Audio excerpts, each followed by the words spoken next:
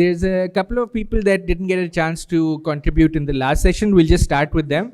Dr. Zishan, if you could take the lead, or Dr. Wasim, आप उनके बाद थोड़ा सा मिटेंगे.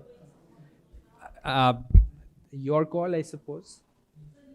We can start with the presentation. It's probably better if we just let her speak. It's क्योंकि confusion हो जाएगी back and forth.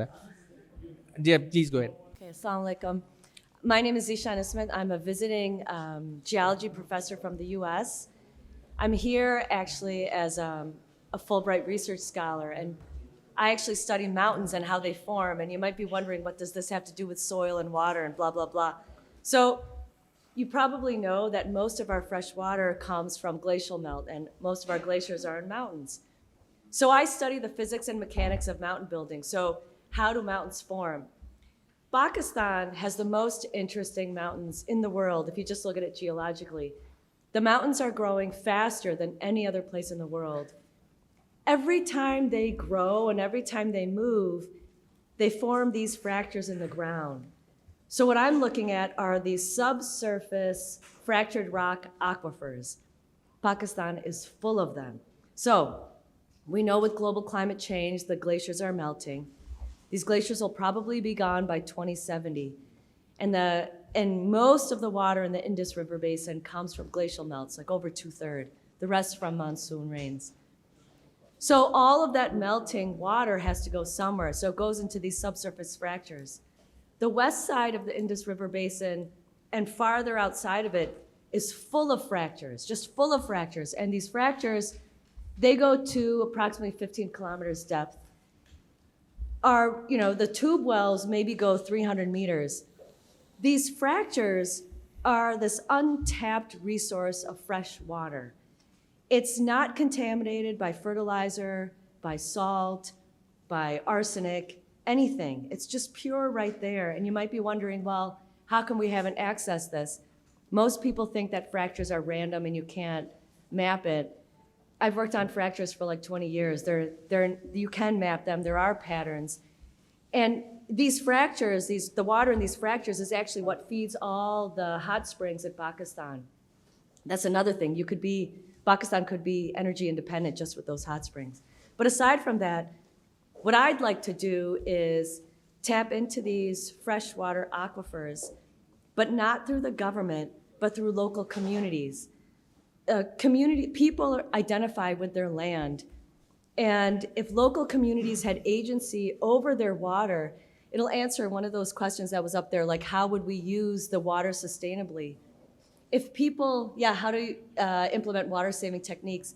If people have agency over their land and over their water, they would use it responsibly because it's theirs, And this would lead to community-led water management because traditional methods, or if you want to say indigenous methods, these are more resistant to climate change because people know what works for their land.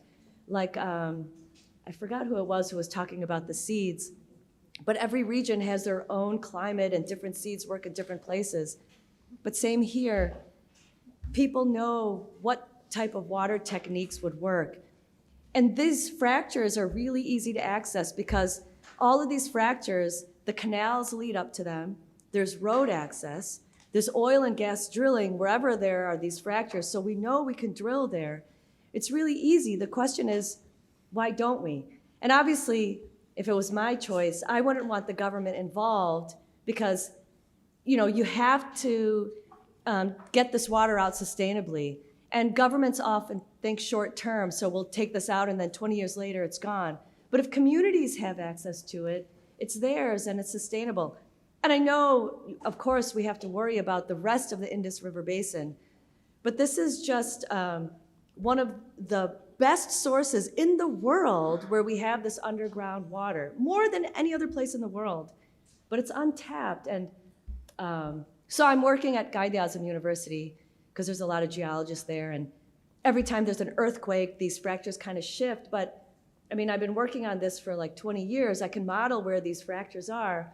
But my problem is that, okay, I'm a scientist, and scientists often have the problem of how do you apply the science? So, with Dr. Azim Shah and Dr. Abu Bakr, I've been talking with them, and they have amazing ideas, and I'd love to apply this in some way.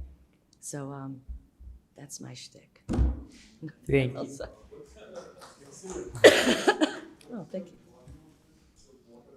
I'm not sure, but I just have a feeling that it's a lot, just based on the fractures that I've mapped and looking at where the water is flowing from these melting glaciers and even the monsoons.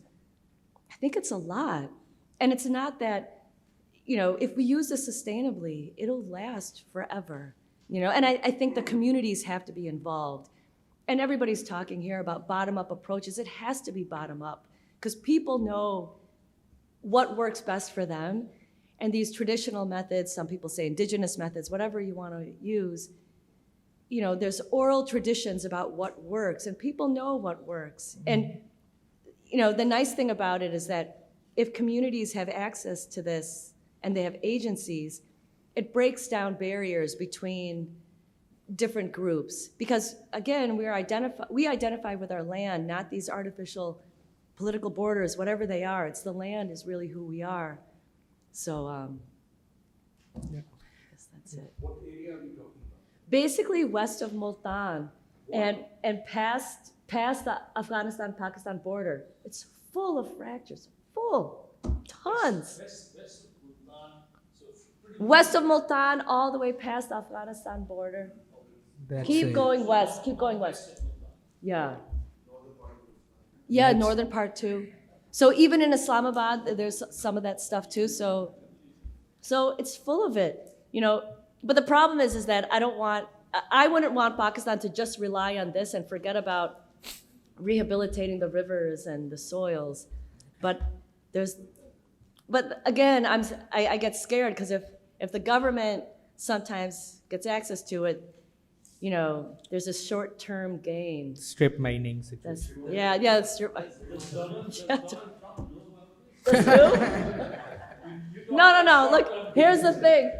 I don't think he knows about it. Hopefully not. I'm even surprised that I have funding because it's through the State Department, and he gutted the State Department. So I don't even think he knows where Pakistan is, so we don't have to worry about it. He certainly knows where the rare mineral. He does. This is fascinating, and if you actually, because you're a scientist and you're a researcher, I can give you a case study where you can study how not to do this. One in which is about to happen, so maybe you could guide it, and the third could be something you invest in as a community-based program. I would love The first is Quetta, because Quetta, about 60% of the aquifer is like an alluvial aquifer, Yeah. but perched under it are these fissures that you spoke of. And the most recently is, I think it's called the Dasht well field. That's the first sort of systematic tapping of this fossil or ancient water at about I think 1,200 feet. Now it's very expensive, very, very expensive. Yeah. So in a community won't be able to do something like that. But it's a very good example of how not to pursue something that like this, up. because it's very unsustainable. So part of the objective of this workshop is to improve networking. Yeah. So Basharat is at the World Bank. I am the enemy, his- yes, but Yeah. And I think it's good that you guys talk. Are you still Take at the this World further. Bank? yeah. That's amazing. Yeah. And the second one, which is very, very interesting, is Rikodik. I'm sure we've all. So water availability is a big issue there.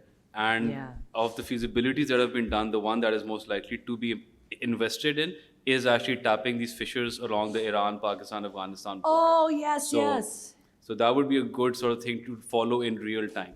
And the third could be something you set up as a pure community-based model, because one of these is pure government. The Yeah. second one, the one's happening right now, is like multilateral plus international private investment plus government, and a pure community one doesn't exist to my knowledge, other than tapping hot springs and carreses. But you can set it up and, Yeah, the hot springs are amazing because they're all from these fractures. And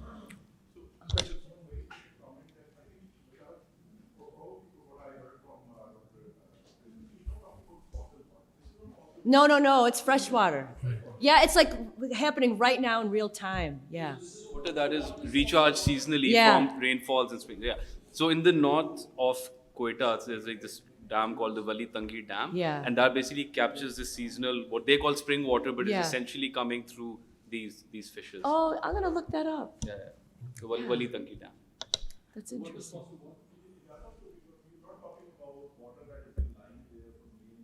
Yeah, that's what it is, like really deep. This one gets refreshed. Yeah, refreshed, renewable, yeah. Yeah. And it could be both. What about the chances of it getting polluted? You know, it's a wave, it's west of most of the agriculture, so it won't get fertilizer or even salinization. Yeah, it's like in all the mountainous regions, so there's no agriculture there, so I'm not worried about it getting polluted, and since it's so mountainous.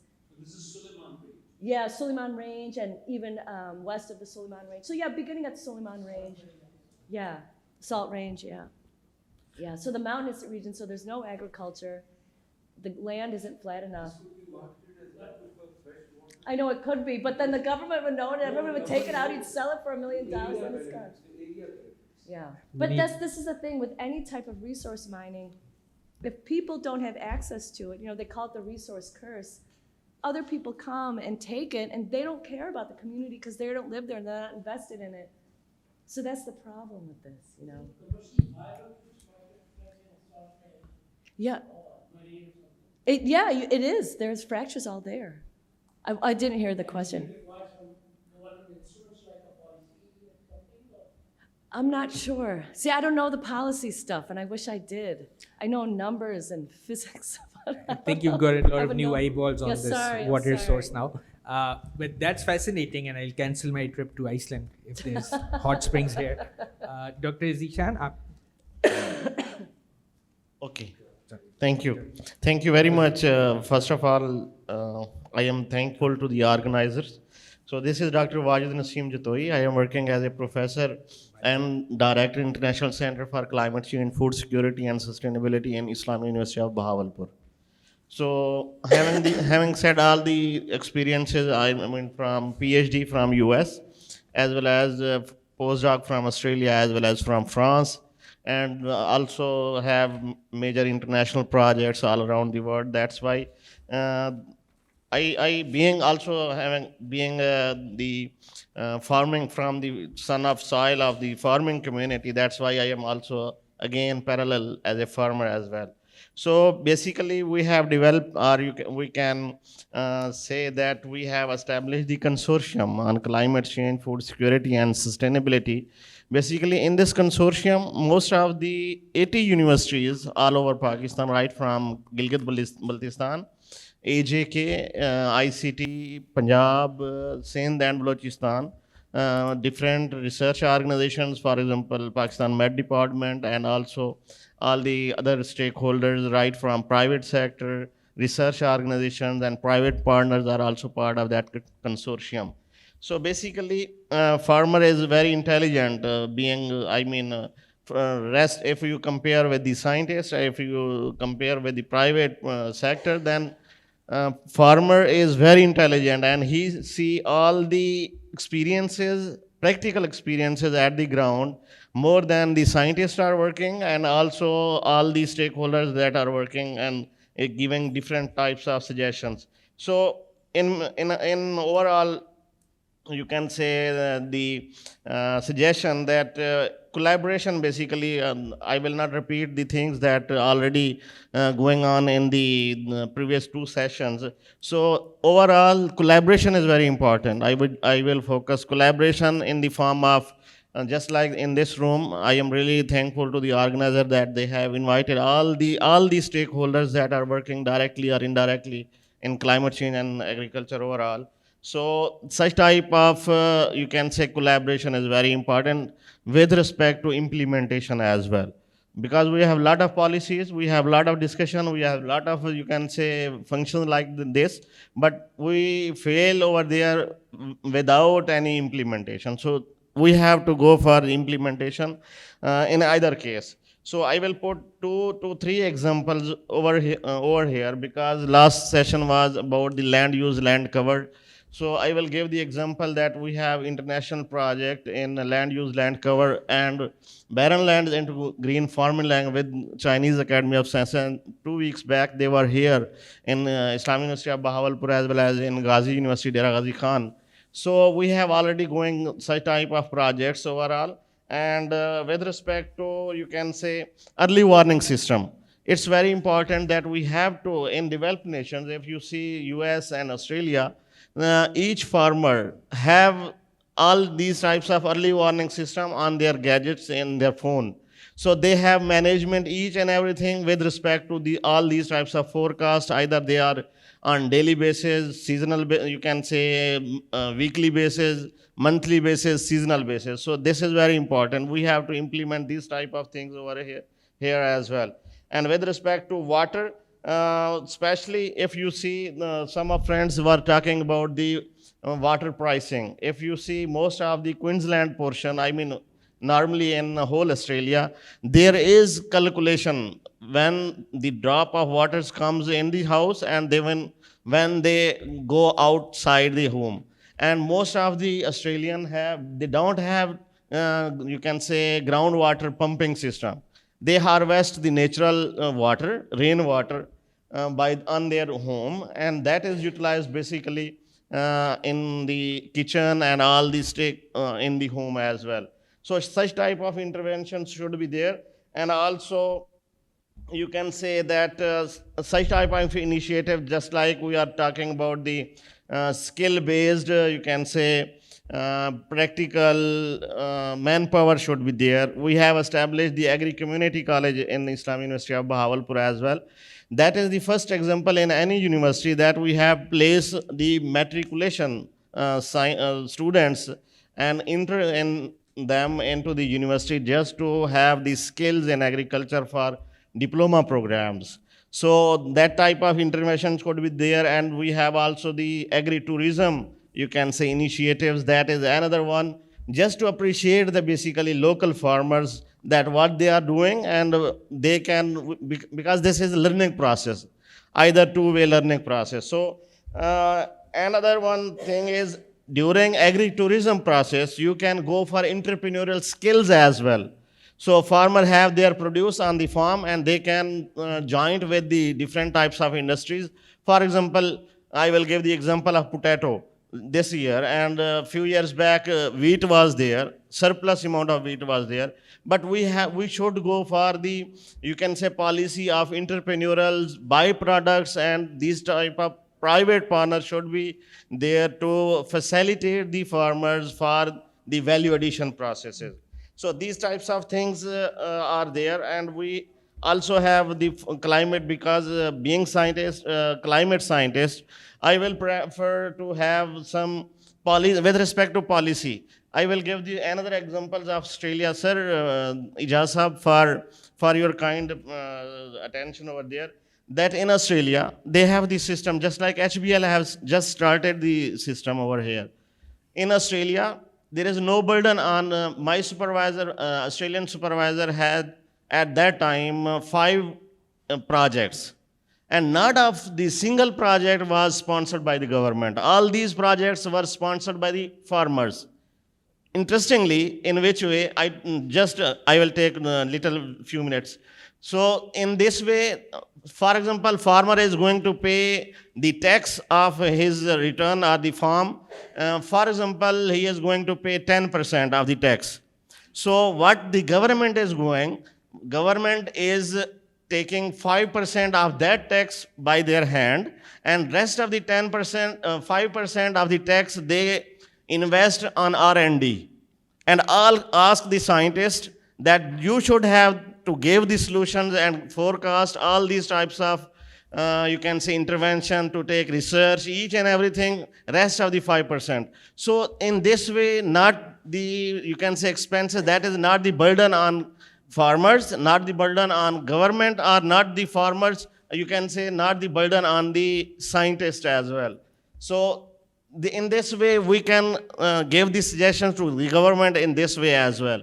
And the other thing is that a lot of other interventions are there. We have to adopt such type of interventions over there. And with respect to forecast, almost a decade before, by using climate models, I forecast different, you can say, temperature extremes at the sea level for Pakistan. That is published in a lot of, you can say, international impact factor peer-reviewed journals. So the exact forecast that I predict almost 10 to 15 years back, that the same things that go happen right now. So these are the innovations, interventions, and policies. We have to adopt such type of scientific interventions, and that is need for to implement, and that is only possible if we have to sit together. We have to share all these types of information. We have to decide and go for the solution-based research. Thank you very much. Thank you, Dr. Saab. Let's get the presentation started. For this session, I think what I'll do is I will go alphabetically in the order of the panelists that I have, and we'll just call you one by one. So kindly just wait your turn. And if you have questions or responses, wait until everyone has had a chance to speak, and then we can address questions for whatever time we have left. All right? Thank you. Thank you. Ji, Assalamu alaikum. I'm Ayman Hafiz. I'm a senior research associate at CDPR and also the co-author of this note. For this session, I think we will be moving towards solutions and way forwards as opposed to the challenges, a lot of which have already been discussed. As we all know, adoption of climate smart practices has the potential to, one, protect crops against climate challenges, two, improve crop yields, and three, minimize the environmental impact of agricultural practices. Despite this information, Pakistan's estimated farm mechanization rate stands at approximately 35%, and a lot of the mechanization is still limited to tractors, cultivators, older equipment. That is perhaps an issue of the fact that there's economic stagnation, since as we've discussed, most of our farmers are small sized and do not have the surplus or the resources available to invest in modern or more expensive machinery. Some of this is being bridged recently through informal rental markets, whereby smallholders can now access some of these modern techniques without incurring the upfront costs of actually purchasing the equipment. I'll go over a climate smart innovation toolkit of sorts. Before I proceed, I do want to highlight that we understand that a lot of this does come at a heavy sort of cost of uptake, and we realize that, and we'll talk a bit about it in the proposed recommendations, and we would love to hear from all of you on how to overcome those hurdles. So as already discussed, Kazim Saab and Dr. Berkey both highlighted that perhaps seeds are most instrumental to building climate resilience. I'm just going to quote one example, one case study from the study BBC did in collaboration with the Pakistan Agriculture Coalition, whereby by adopting high-yielding varieties of wheat production, the yield rose from 32 to 55 mounds per acre, and this could potentially add 20 million tons to the national harvest, and obviously that would result in economic gains. Climate resilient seeds are the first line of defense against the climate disaster. Second, we move towards integrated pest management. This will lower the environmental impact of agricultural practices and also offer an increase in yields. By removing the use of chemical pesticides, there's a reduction in pesticide use up to 87%, which reduces farmers' input costs as well, and it also raises their crop yields by 10 to 25%. The third option is crop diversification.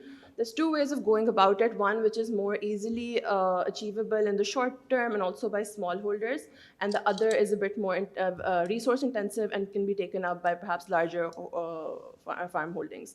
The first one is horizontal intensification, whereby you plant multiple different crops in the same field, or you increase the number of crop cycles. By doing this, you build resilience and the ability to overcome the shock of climate events. Perhaps if one crop doesn't do too well, there's another one to fall back on. And I think that's essentially what you're doing at your farm as well. And then the second one is vertical diversification, whereby you add value to the product that you're already creating. So rather than just perhaps giving sugarcane, you could perhaps process it to the next stage and then move it up. That would also increase the gain that you get from your output. The fourth and fifth points are interrelated. So this is about the digital transformation. It's about using precision farming, real-time data, technological advancement like GPS, real-time data tracking to sort of track in real time and very specific areas of land and respond appropriately. AI can come in handy beyond diagnostics as well. We've spoken in this setting previously about modeling. So AI can be used for modeling and simulating scenarios and preparing responses ahead of actually when you face that disaster. And the sixth point is modern machinery. So this is things like crop residue management, your happy seeders, your rice straw shredders, which minimize labor costs and the time between crop cycles. Otherwise, you can use minimum tillage implements and as well as solar power or renewable energy driven equipment, which lowers the cost of planting as well as the environmental impact. This is just a small illustration of the precision farming techniques that we've discussed. So you could adopt drones and satellites which can pinpoint exactly which area is being affected by climate or whatever. It can diagnose what area of the land requires what sort of intervention. This can be paired up with your Arduino sensors, which are micro sort of connections spread out across the land. They sense and they send signals to other machinery such as autosteers, which are automated ways of delivering your inputs. Variable rate technology senses and only dispels the amount of input as required, which curtails losses and wastages.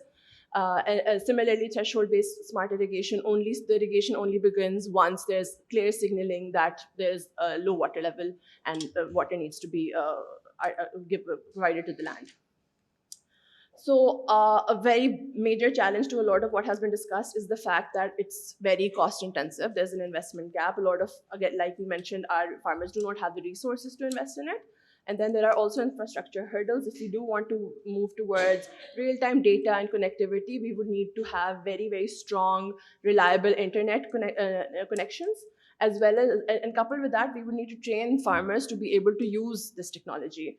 So that's one major barrier. And then also one potential way to overcome it is for the government to step in and provide services where they introduce farmers to this technology, they train farmers how to use this technology, and they also they connect them to relevant service providers, for example, where they could rent a technology which they cannot own. So a few of the key messages from are that, one, as we've spoken, research and development into seed varieties is extremely important. Dr. Berkey was giving a very nice analysis where he coupled a lot of different versions. So there's low yield, high sensitivity, and a lot of different versions. So, and he also mentioned that we've got different regions and the climatic conditions of those regions vary. So it's not going to be a one-size-fits-all model. A lot of research needs to go into what sort of seed is suited for what sort of region. To support this R&D, the regulatory bodies need to have an integrated sort of approach. There's a lot of regulation, but it's not very user-friendly. So to make these researchers willing to sort of invest in this, they need to be, the hurdles need to be diminished. And additionally, safeguarding of intellectual property rights is also very essential because it often happens that while they're going through the rigorous regulatory approval process, the seed might already be out on the black market, which again acts as a disincentive for the researcher.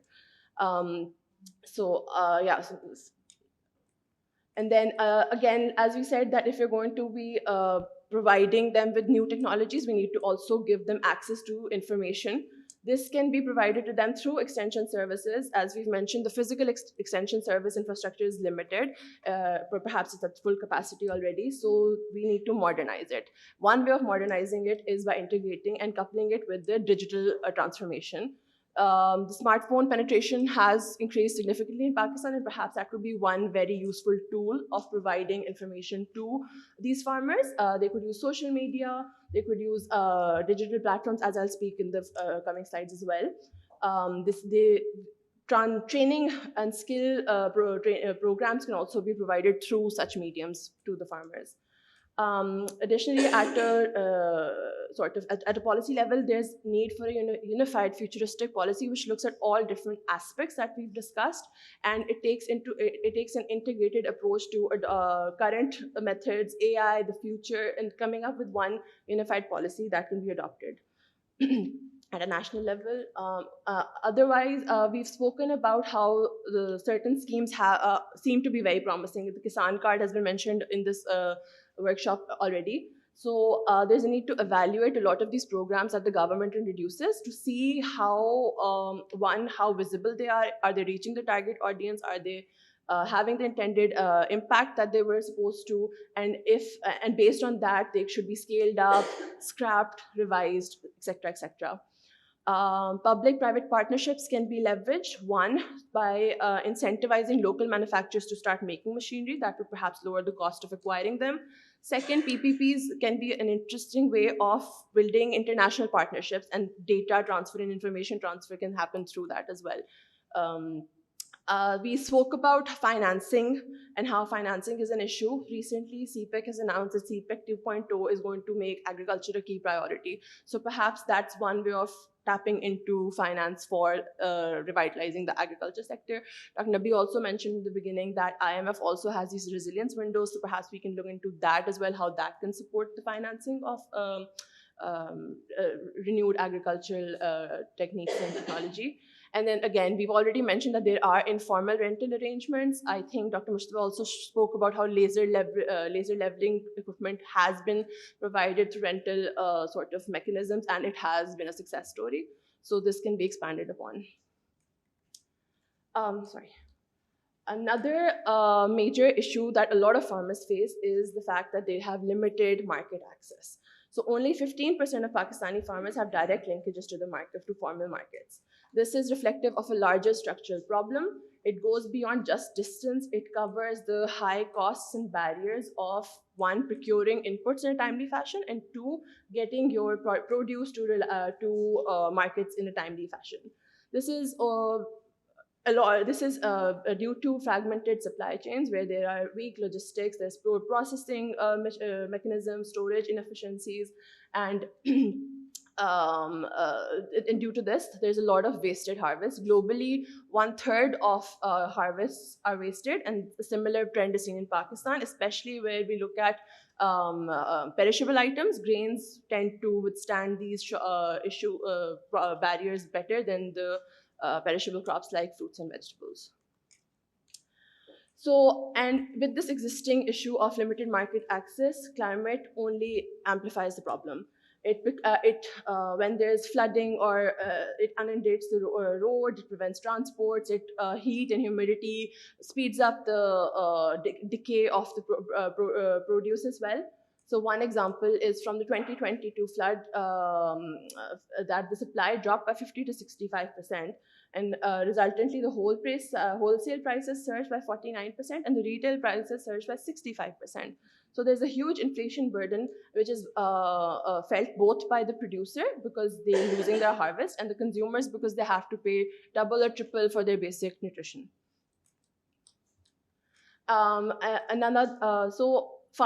small farmers in general are vulnerable to this, but specifically farmers in remote regions are most affected because they already have perhaps the weakest market access, and this is only amplified when there's a climate disaster. So for them, market access is perhaps a very, very, very important climate adaptation tool.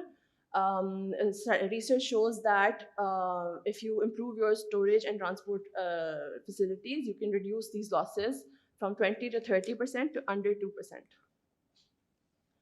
So I think we've spoken about this briefly as well in this workshop, where we spoke about the role that agri-businesses can play.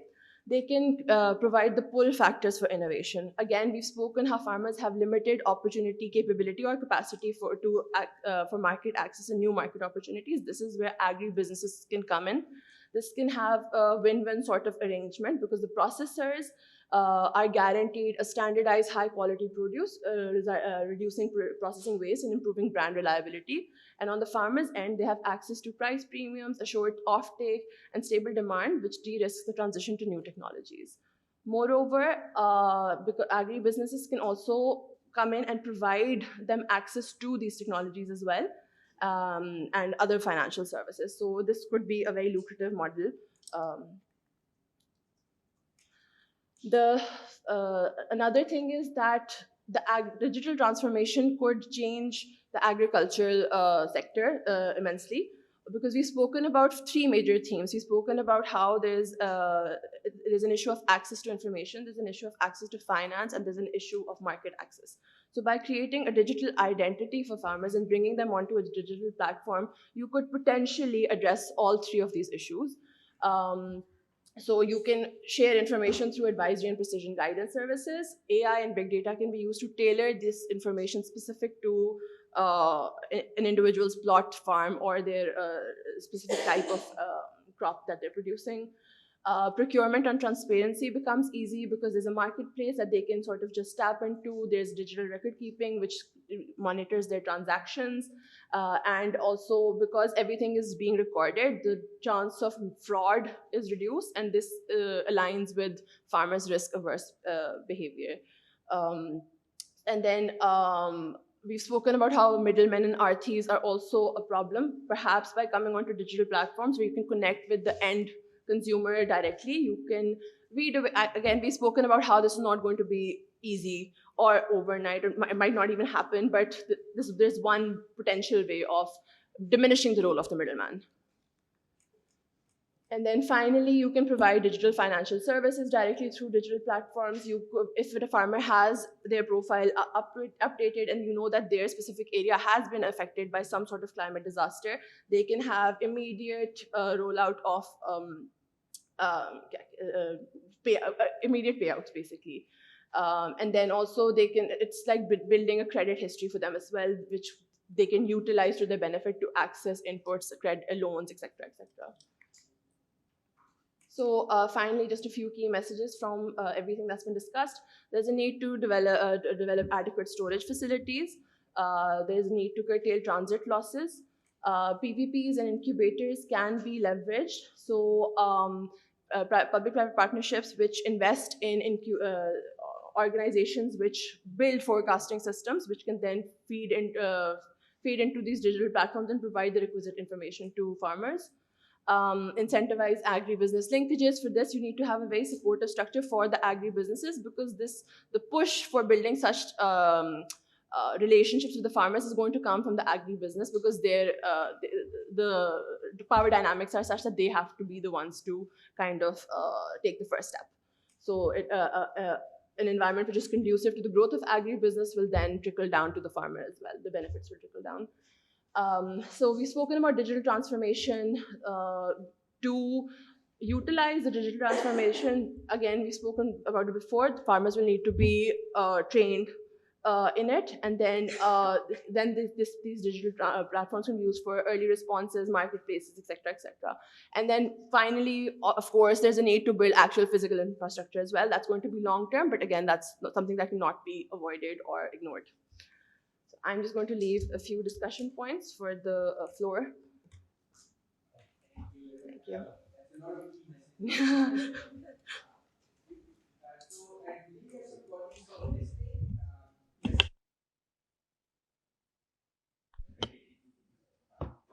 Yeah, Assalamu alaikum ji. Thank you very much. My name is Mehboob Ilahi, and I'm leading sustainability in agriculture at Nestle and sourcing of agriculture raw materials for our brands. Thank you very much ji. Very insightful discussion. We would like to share few of our learnings which might be helpful. We are working with farmers in Pakistan as a Nestle for last 37 years. اگر ہم start دیکھیں تو ہمارا 100% ہی دودھی سے start تھا. ہمارا جو دودھ پہلے دن سے لیا, دودھی کہہ لیں یا آڑتی کہہ لیں دوسری کراپس کے سلسلے میں, تو شروع میں صبح ایک پوائنٹ دیکھا کہ how to get rid of آڑتی.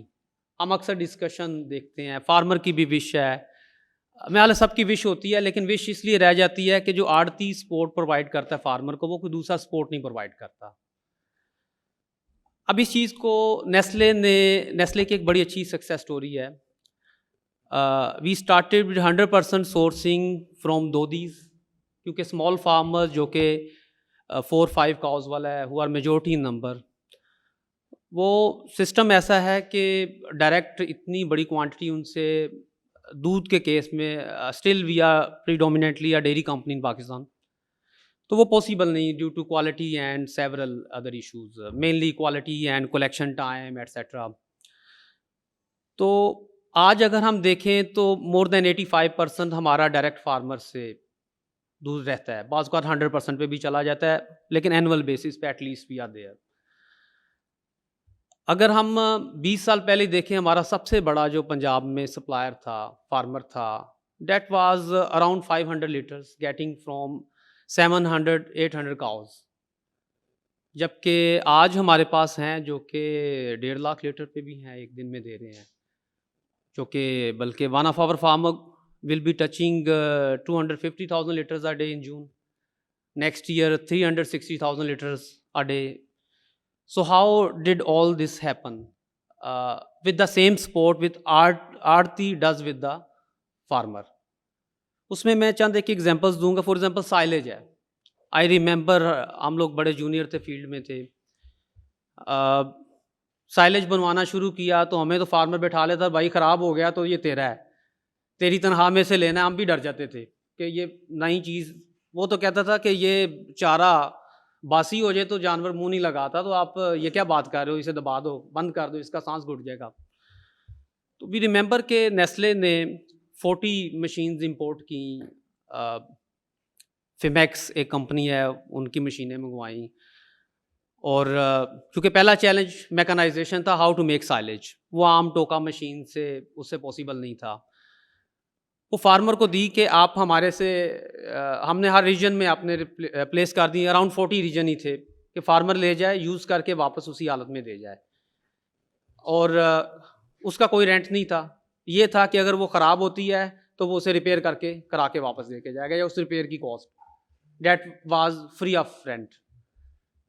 تو اس طرح شروع ہوا, سائلیج پہ کانفیڈینس بلڈ ہونا شروع ہوا فارمر کا. دین وی امپورٹڈ اندر 40 مشینز, ہر ریجن میں 2. پھر ہم نے دیکھا کہ that's increasing the huge demand.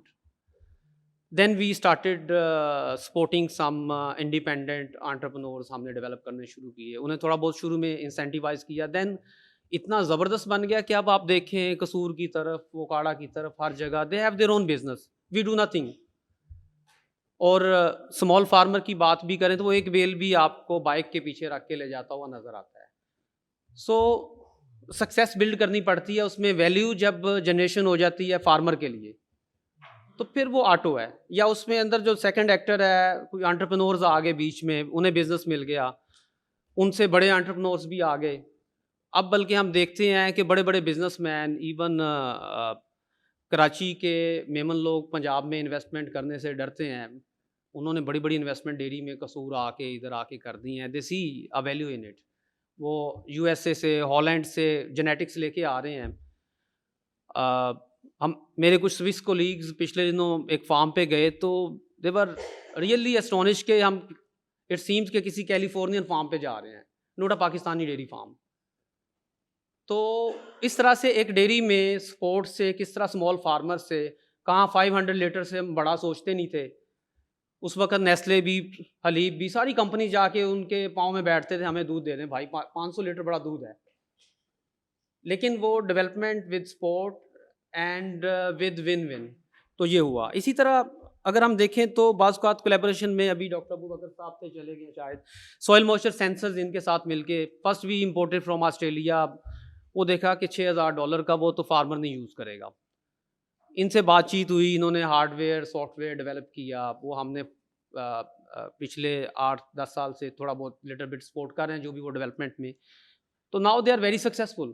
وہ لوکل میڈ ہے, وہ لیس دین $200 کاسٹ کرتا ہے آج بھی, اور وہ سیم سروسز پرووائڈ کر رہا ہے. سو لوکل سولوشن انوویٹ, ہمارے پاس ٹیلنٹ ہے. کوئی ایسا مسئلہ نہیں کہ ہم جس طرح چائنا کا ماڈل ہے, وہ ورلڈ کلاس ٹیکنالوجی منگواتے ہیں, اسے لوکلائز کرتے ہیں, دین وہ اسکیل کرتے ہیں.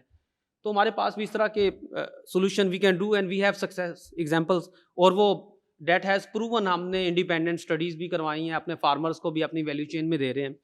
And that has proven water conservation. کہیں بھی وہ جب پلس چیک کر کے اریگیشن کریں گے تو ظاہری بات ہے سیونگ تو ہوگی, واٹر کی سیونگ بھی ہوگی, انرجی کی سیونگ بھی ہوگی, اور اوور آل ROIs میں. کاؤز کی اگر دیکھیں تو اراؤنڈ 2005 نیسلے نے 2200 کاؤز امپورٹ کی آسٹریلیا سے. ہم نے سوچا کہ فارمرز کو دیتے ہیں, وہاں پہ وہ بڑا اچھا والیوم دیتی ہیں, 20-22 لیٹر اے ڈے ان کی ملک ییلڈ ہوتی ہے. ہم نے اپنے فارمرز میں تقسیم کر دی, لیکن ہمیں پتہ نہیں تھا کہ فارمرز کو ہینڈلنگ نہیں آتی. اور اس وقت ایک کہہ لیں ڈیزاسٹر ہوا, وہ 25 لیٹر والی 22 لیٹر والی 2 لیٹر پہ آ گئی, ان میں کیزویلٹیز بھی, فارمر تو چیخ پڑے واپس لے آئے. ہم نے پھر اپنا ایک فارم فوری ایک رینٹ پہ لیا, اسے رینوویٹ کیا, تو سرسبز فارم کے نام سے آج بھی رنالا کے پاس ہے. دوبارہ ہم ان کاؤز کو 22-25 لیٹر پہ لے کے گئے کہ کیسے وہ بیسٹ پریکٹسز کرتے ہیں. ہم نے سیکھا, خود بھی سمجھا, اپنی ٹیم ٹرین کی, پھر انہی فارمرز کو لے کے آئے, دکھایا, اور بہت سارے فارمرز وہیں دوبارہ لے کے گئے. پھر پتہ چلا کہ ان کے رہنے کا بندوبست کیسے کرنا ہے, ان کے کھانے پینے کا بندوبست کیسے کرنا ہے, تو ان کی مینجمنٹ کیسے کرنی ہے. سو اس وقت میں بھی ہم نے انیشیلی بہت انویسٹمنٹ کی ہوگی. اگر میں ان اسکیمس پہ دیکھوں تو بلینز آف روپیز ہیں جو کہ ہم نے انویسٹ کیے. لیکن اب کیا ہے, وہ چیز 2, 4, 5, 10 سال میں آٹو پہ لگ جاتی ہے. آج اگر یہ ڈیولپمنٹ میں as a business case present کر رہا ہوں, اگر نیسلے نے ایز اے بزنس اسے نہ کیا ہوتا, دس از ناٹ اے چیریٹی, تو آج ہمارے پاس یہ دودھ ہی نہ ہوتا اتنی کوانٹٹی میں. اتنے لوگ خرید رہے ہیں, کہاں سے یہ دودھ آتا جو لاکھ 2 لاکھ لیٹر دودھ آ رہا ہے. ہم کہتے ہیں ہم نے 20 لاکھ لیٹر ایک دن کا دودھ لینا ہے, تو 4 لاکھ سے زیادہ کاؤز پاکستان میں امپورٹڈ کاؤز اس وقت موجود ہیں, جو کہ اگر ہم بڑے فارمز کی, کارپوریٹ فارمز کی دیکھیں تو وہ 38 to 40, 41, 42 لیٹر پہ بھی ہیں, جو سال کی ایوریج وہ کاؤ ییلڈ لے رہے ہیں. اور فوڈر شارٹیج, جیسے ہی گرمی آتی تھی ہمارے پاس دودھ بالکل خشک ہو جاتا تھا. جہاں ہم سردی میں 35 لاکھ لیٹر لیتے تھے, گرمی میں آ کے پتہ چلتا تھا 4 لاکھ لیٹر پہ رہ گیا فوڈر شارٹیج. تو سائلیج کے آنے سے وہ مسئلہ ہی حل ہو گیا. اب کرو بہت سموتھ ہو گیا ہے, ہم اگر اس کا فلش لین کا کنسیپٹ دیکھیں. سو اسی طرح چھوٹا فارمر گرو کیسے کیا ہے, جو بھی ولنگ ہے ہم انہیں مل کے ایڈوانس کی شکل میں دیتے رہے وداؤٹ مارک اپ, جس طرح آڑتی کرتا ہے. میں ایک ایگزامپل آڑتی سے اس لیے دے رہا ہوں کہ وی کین ڈسپلیس, لیکن فارمر کو انڈسٹری کے ساتھ مل کے, ہمارے مور دین 90% فارمر لوئل ہیں ہمارے ساتھ, جو کئی سالوں سے 10 20 سال سے ہمارے ساتھ ہی کام کرتے ہیں. اس کی ریزن ہمیں ایک دوسرے کی سمجھ آ گئی ہوئی ہے. کسی نے شیڈ بنانا ہے, سپورٹ چاہیے, ہم اسے پیسے دے دیتے ہیں, وہ آہستہ آہستہ ملک میں کٹ جاتے ہیں, اسے پتہ بھی نہیں چلتا. پھر وہ کہتا ہے چلے میں نے کاؤز ڈالنی ہے, میں نے ملکنگ پارلر لینی ہے, ان کی ٹریننگ ہے, ایک بہت بڑی ٹیم ہے جو کیپیسٹی بلڈنگ ساتھ ساتھ کرتی ہے.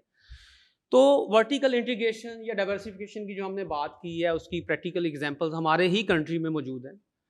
اور میں یہ سمجھتا ہوں کہ ابھی جو پوٹیٹو کا بھی حال ہے, میں ایک ایگزامپل ریکال کر رہا تھا کہ قصور میں ہی ایک چھوٹی سی انڈسٹری ہے, انہوں نے کچھ سال پہلے رولر ڈرائر لگایا تھا پوٹیٹو سے اسٹارچ بنانے کا.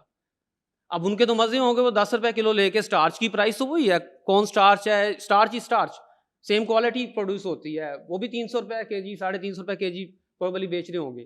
سو پروسیسنگ جہاں جہاں ہے وہاں پہ فارمر کو ویلیو اور پروسیسر سے لنک کر کے, مجھے یاد ہے جہاں ہم چلر لگاتے ہوتے تھے ملک کلیکشن کا, وہاں اس زمانے میں 10-12 روپے لیٹر سے اٹھ کے 25-30 روپے لیٹر پہ چلا جاتا تھا. حالانکہ وہاں دودھ ہی پہلے لے کے جا رہا تھا, لیکن وہ کمپٹیشن میں چیزیں جب امپروو ہوتی ہیں. تو اس سے لاسٹ میں ایک اسٹڈی شیئر کروں گا. مجھے یاد ہے سید بابر علی صاحب نے ایک دفعہ ہمیں کہا کہ گڑوی تو پیمائش کریں, گڑوی کا کیا چکر ہے, لیٹر کی ہوتی ہے, پونے لیٹر کی ہوتی ہے, 1.25 لیٹر کی ہوتی ہے. تو وہ بڑے ہمارے لیے الارمنگ تھا. وہ ظاہری بات بڑے لوگ کیسے سوچتے ہیں. 2 طرح کی گڑوی نکلی, پرچیز والی 1.25 لیٹر کی, تقریباً لیٹر سے ضرور اوپر تھی, جو شہر میں آ کے وہ بیچتا ہے 1.25 لیٹر کی. پھر ہمیں پتہ چلا کہ جو کے جی کا ویٹ ہے, ہم وے برج پہ جو اس کی کیلیبریشنز کے پروٹوکولز ہیں, اور جو کے جی مینز کے جی پہ پیمنٹ کرتے ہیں, سیم ہمارا ایکسپیرینس فروٹ میں ہوا ہے. ہم مینگو خریدتے ہیں یا گوابا خریدتے ہیں, پیچ خریدتے ہیں, تو اس میں کے جی مینز کلو گرام ہی ہے, وہ 1.25 کلو نہیں ہے. یا 40 کلو کی بوری کے اوپر ہم 41 کے جی نہیں لیتے. تو فارمر کا ٹرسٹ خود بخود ہی ڈیولپ ہو جاتا ہے جب اسے پیمنٹ ویکلی پتہ ہے اس کے اکاؤنٹ میں, کبھی اسے فون نہیں کرنا پڑے گا کہ میں نے پیمنٹ لینی ہے, جیسے کہ آڑتی کی بیچے جائے گا, وہ تھوڑا بہت ایڈوانس کا لالچ دے کے تو ساتھ لگ جاتا ہے. تو اسی طرح جہاں پرابلم بھی آتی ہے, لاسٹ ایئر پیچ میں تھوڑے پرابلم بڑھ گئے, ہم نے دیکھا سوات میں میگٹس کا پرابلم تھا. امیجیٹلی ہم نے وہ ان کے لیے کریٹ شیڈ باسکٹ اسی طرح سے وہ سارا ارینج کیا, دیٹ وار ٹوٹلی ریزولوڈ. اور فارمرز کے لیے بھی ویلیو تھی, نیا میسج تھا, بلکہ انہوں نے بڑا حیران ہوئے کہ ہمیں اب پتہ چلا کہ یہ پیچ واقعی فروٹ میں جاتا ہے, جو آپ ڈبہ بناتے ہیں اس میں پیچ ڈالا ہوتا ہے. تو دنیا میں جیسے فارمرز جس ایریا میں مرضی آپ دیکھ لیں, وہ یورپ میں دیکھ لیں, یو ایس میں دیکھ لیں, فارمرز اور انڈسٹری وہ آپ کہہ لیں فارورڈ انٹیگریشن کہہ لیں یا انڈسٹری کی بیکورڈ انٹیگریشن کر لیں, اس سے ڈیولپمنٹ ہوتی ہے. اور ساتھ پالیسیز وغیرہ آبویسلی میٹر کرتے ہیں. ٹیکسیشن میں ہم دیکھ رہے ہیں کہ جوسیز پہ ٹیکس لگا تو فارمرز یقیناً ہمارے ولیوم ڈراپ ہوئے تو کچھ فارمرز کی سیل بند ہوئی اور فروٹ ویسٹیج بڑھتے ہیں. پالیسی میٹر کرتی ہیں. لیکن یہ ہے کہ جب ہم شیخ صاحب سے بات ہو رہی تھی کہ رائس کیوں ایکسپورٹ کرتے ہیں, اس کی کوئی پروڈکٹ بنا کے ایکسپورٹ کریں یا کوئی بھی چیز ہے اس کی ویلیو ایڈیشن کر کے اگر ریولیوشن لے کے آنا ہے تو وی سی کہ ہمیں اپنے را مٹیریل بیچنے کی بجائے کوئی پروڈکٹ بنا کے. نیسلے نے بھی ایکسپورٹ پہ کچھ سالوں سے ذرا فوکس کیا ہے, تو مور دین 15 بلین کی ایکسپورٹس ایون نیسلے پروڈکٹس کی یوسیج جا رہے ہیں, نیو یارک میں بک رہے ہیں اور باقی مارکیٹس میں بک رہے ہیں. So we have the scope. So thank you. Thank you, Mehboob Sahab. That's very interesting work, and I think آرتیز are often vilified, لیکن the fact is there are market failures جس کی وجہ سے وہ thrive کرتے ہیں, and industry can certainly step in. So now we'll just go through alphabetically so that we get to everyone. Ahmed Farooq Sahab might not be here. Okay, Azim Sardar. Ji sir, thank you so much. I'm Dr. Azim Sardar from the Urban Unit Lahore. اچھا سر, میں اس کو 3-4 طریقوں سے دیکھوں گا. Number 1, ابھی تک جتنی discussion ہوئی اس میں سب سے بڑا مسئلہ آیا ہمیں پالیسیز کے پوائنٹ آف ویو سے, اور پالیسی کے اندر سب سے جو مین پرابلم آتی ہے وہ اس کی ڈسکنٹینیوٹی ہے. جب پالیسی ڈسکنٹینیو ہوتی ہیں وہ سارا کا سارا پروگرام چینج ہو جاتا ہے, اور جو ایک انٹرونشن جس کے اوپر کام کرنا اسٹارٹ کیا ہوتا ہے وہ سارا کا سارا رک جاتا ہے. تو اس وجہ سے ہم کسی بھی چیز کو اسکیل اپ نہیں کر پاتے. نمبر 1.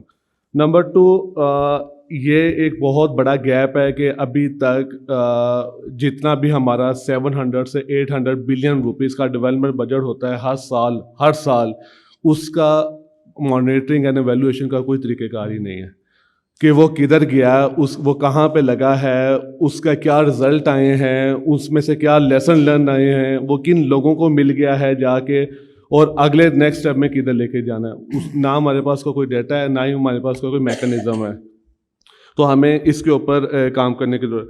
نمبر 3, پالیسیز ہمیشہ اوپر لیول پہ بنتی ہیں. میں اس کی پریکٹیکل ایگزامپل دیتا ہوں, اور آج کل اعجاز صاحب نے بھی بات اسٹارٹ کی تھی کہ ہم وہیں پہ پھنسے ہوئے ہیں, ہمارا بیلنس آف پیمنٹس کا مسئلہ رہ جائے گا. اب جب ہم دوبارہ سے تھوڑا سا بوم کرنے لگے ہیں تو ہم امپورٹڈ اکانومی ہے, ڈالر کا مسئلہ آئے گا, پھر ہم وہیں پہ اسٹیگنٹ ہو جائیں گے.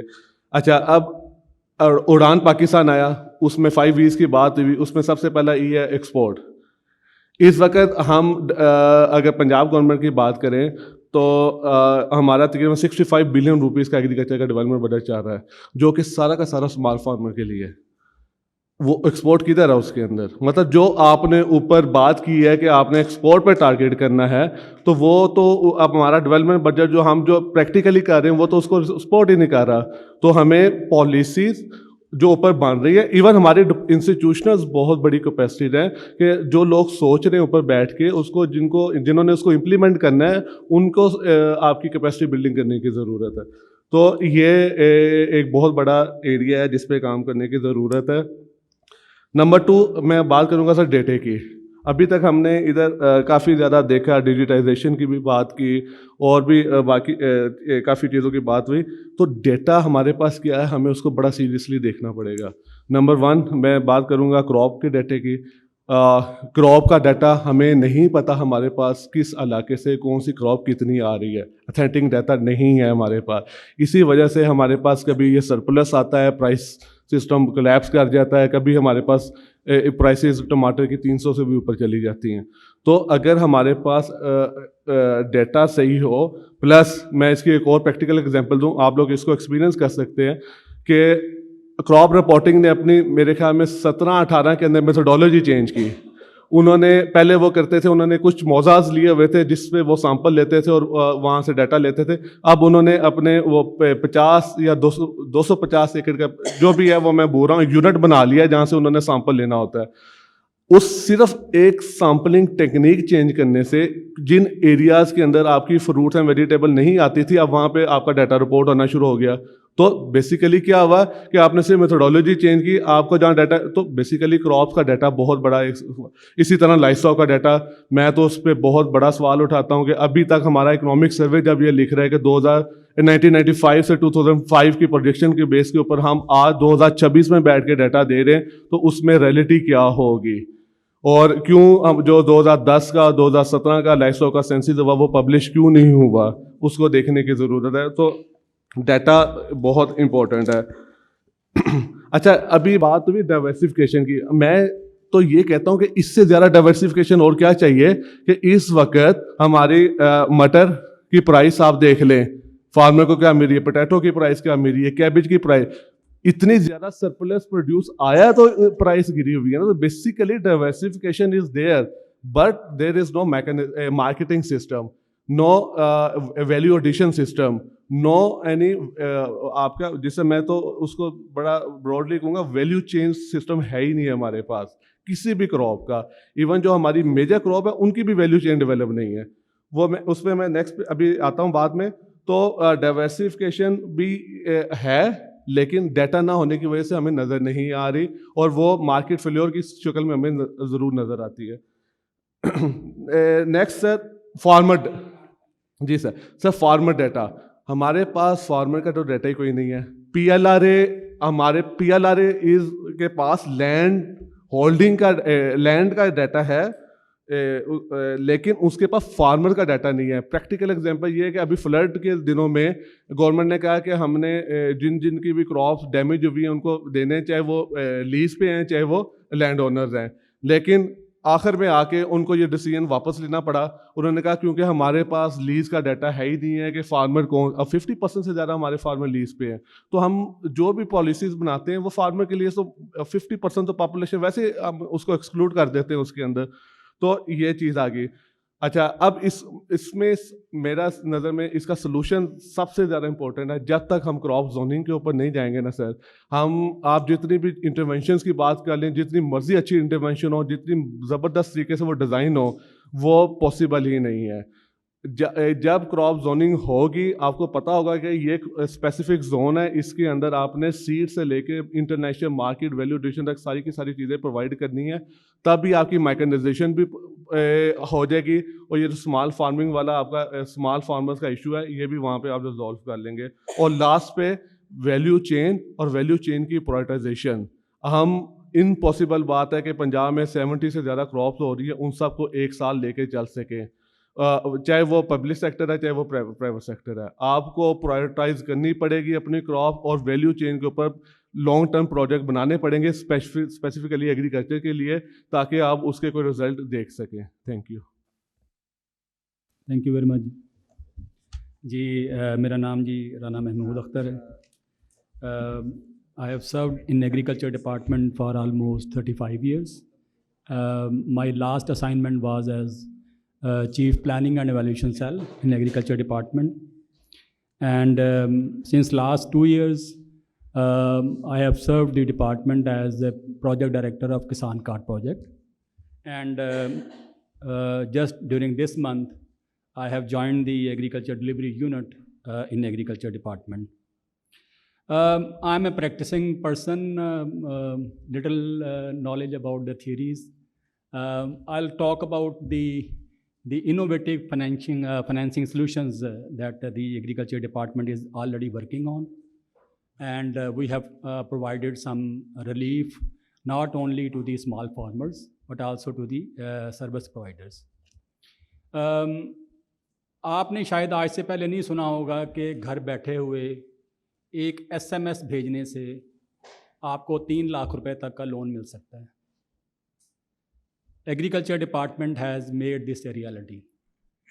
आप अपने मोबाइल से सिर्फ एक अपना शनाख्ती कार्ड नंबर भेजते हैं और बाकी सारा काम जो है आपकी वेरिफिकेशन जो हैं through computerised integration with different departments which include land record systems, NADRA system, the PMD system, and state bank کا جو سسٹم ہے ڈیفالٹرز وغیرہ کا ECIB, یہ ساری چیکنگ جو ہے وہ automatically through integration with the systems ہونے کے بعد فارمر کا جو فرسٹ انٹریکشن ہوتا ہے ہمارے ساتھ وہ اس وقت ہوتا ہے جب اس کا کسان کارڈ بن کے تیار ہو جاتا ہے, and that is ready to pick up from his nearest tehsil office. اور اس کو ہم نے اس کا مس یوز کو ہم نے ہینڈل کرنے کے لیے ہم نے یہ کیا کہ ہم نے کلوز لوپ والیٹ سسٹم جو ہے وہ بھی انٹروڈیوس کروایا اس میں, جس کے ذریعے سے یہ ہے کہ ہم نے اراؤنڈ 4000 جو ڈیلرز ہیں پیسٹیسائڈ, فرٹیلائزر اور باقی ایگریکلچر کموڈیٹیز کے, ہم نے ان کو بھی اپنے ساتھ رجسٹر کیا. That Kisan card can only be used by visiting those outlets. وہاں پر بینک آف پنجاب, کیونکہ بینک آف پنجاب ہمارا فائنینشیل پارٹنر ہے اس میں, فارمر وہاں پر جائے گا اور اپنے کسان کارڈ کے ذریعے سے to the extent of 50% of the total amount sanction وہاں سے وہ شاپنگ کر سکتا ہے. وہ کوئی اور طریقہ نہیں ہے اس کا. پھر ہم نے ایک اور اس میں کیا کہ there are many other farming needs which are beyond the formal control. جیسے آپ کو میکنائزیشن سروسز رینٹل پہ ضرورت پڑ جاتی ہے, آپ کو ڈیزل کی پرچیز کے لیے کیش کی ضرورت پڑتی ہے, تو ہم نے 30% کی اس میں پروویژن رکھی کہ آپ ATM سے پیسے کیش بھی ودرا کر سکتے ہیں. ابھی تک اس کی سکسیس یہ ہے کہ شاید I think this is the only project جس نے with in only 3 crop seasons اب تک ہم 250 بلین روپیز ڈسبرس کر چکے ہیں. اور یہ 850,000 فارمرز آلریڈی کسان کارڈ ان کو مل چکا ہوا ہے. آج بھی کسان کارڈ کوئی بھی اپلائی کرنا چاہے who is the owner of 1 acre land in Punjab up to 25 acres, آج بھی وہ اگر اپنے موبائل سے SMS کرے گا اور he fulfils the minimum criteria to avail this facility, تو آج بھی اس کو کسان کارڈ مل سکتا ہے. 250 بلین ہم نے لون دیا, 6 مہینے کے لیے لون ہوتا ہے ہر سیزن میں, اور 6 مہینے کے بعد ریکوری ہے. عام طور پہ کہا جاتا ہے کہ جی یہ سب سے امپورٹنٹ اس میں یہ ہے کہ یہ کولیٹرل فری لون ہے سر, اور عام طور پہ کہا جاتا ہے کہ جی کولیٹرل فری لون کی ریکوری جو ہے بڑی چیلنجنگ ہے. Where as in this case the recovery rate of the 2 completed crop seasons is 98%. 98% plus, rather I can say 98.5% recovery ہے. Yeah, and which is جو ابھی تک لوگ اس میں سے فنانسنگ جو یوز کر چکے ہیں وہ 160 بلین کے قریب لوگوں نے فنانسنگ یوز بھی کی ہے. دوسرا تھا کہ ابھی یہ بات یہاں پر ہو رہی ہے کہ جو ادر دین اسمال کریڈٹ فارمر کو جو ہائی ٹیک مشینز ہیں ان تک کیسے رسائی ملنی چاہیے. اس کے لیے گورنمنٹ آف پنجاب نے ہائی ٹیک میکنائزیشن فنانسنگ کے ذریعے سے 30 بلین کا ایک پروگرام شروع کیا ہوا ہے آلریڈی, جس میں 3 کروڑ روپے تک کا جو لون ہے فارمر جو ہے وہ لے سکتا. Again the application process is again digitized, very simple. You just visit the agriculture department website and apply for the loan, and the ساری جو اس کی ویریفیکیشنز ہیں وہ ساری ڈیجیٹائزڈ ہیں, اور only you are contacted if you qualify for the loan. اور اس میں بھی یہ ہے چونکہ ہم نے اس سال شروع کیا ہے, ابھی تک ہم تقریباً 1 بلین کی financing high tech mechanisation financing میں کر چکے ہیں, جس میں مینلی جو ہارویسٹرز ہیں, لارج ہارویسٹرز ہیں, وہ ہائی پاور ٹریکٹرز جو کہ پہلے پاکستان میں شاید نہیں دی جا رہے تھے, اور ویٹ ہارویسٹرز, رائس ہارویسٹرز, اس طرح کی جو ہائی ٹیک مشینز ہیں وہ اس کے ذریعے سے پرووائڈ کی جا رہی ہیں. And another third program that is being started in a few months time, کہ ہم نے ایشین ڈیولپمنٹ بینک سے ایک ہم نے فائنینسنگ دی ہے $130 ملین کی, جس کے ذریعے سے اگین ہم جو رائس کی جو پوری ویلیو چین ہے for machinery, starting from the rice nursery preparation to rice harvesting, یہ سارا پروسیس جو ہے اس کو ہم اس کی مشین جو ہیں وہ فنانسنگ کریں گے. over the coming 4-5 years. اور آئی ہوپ کہ یہ ساری مشینز جو ہیں بیسیکلی ایک اور جو کلائمیٹ کے حوالے سے جو یہ بڑی مشینیں جو ہمیں ہیلپ کریں گی وہ ہے کہ پنجاب میں جو رائس کی جو ہارویسٹنگ کے بعد جو اسموک کا ایشو کریٹ ہو رہا ہے مینلی وہ کریٹ ہوتا ہے کہ آپ سب اسٹینڈرڈ مشین یوز کر رہے ہوتے ہیں ہارویسٹنگ کے لیے، اور جب یہ پراپر مشینز ان پلیس ہو جائیں گی تو وی ایکسپیکٹ کہ جی جو رائس ریزیڈیو برننگ کا جو ایشو ہے وہ بھی انشاءاللہ ہم ریزالو کر پائیں گے. تو I think these are few of the innovative solutions, financial innovative solutions that the agriculture department Punjab is already started, and we hope that these innovative initiatives will continue in the coming time. Thank you. Thank you very much, Anand Sahab. It's exciting to hear about all the great work. I think ایک چیز جو discuss ہوتی ہے رہی ہے پہلے بھی is the difference between farm owners and tenants, and وہ ہمارے ابھی بھی تھوڑا سا گرے ایریا ہوگا because they don't have access to this side of service. So obviously this is a great first step though. Iftikhar Sahab, I think we start. Thank you very much, respected panel members, government representatives, and distinguished colleagues. I'm here just to give you a small message. That is about the agripreneurship. This climate justice framework, the role of R&D and technology in enhancing agricultural productivity and sustainability through agripreneurship. Sir, یہ سفر جو ہے we started in 2019 after COVID. یہ دیکھتے ہوئے کہ food security and safety کا کیا پرابلمس ہوں گے 2050 تک، SDGs جو 17 ڈیولپمنٹ گولس تھے UN کے.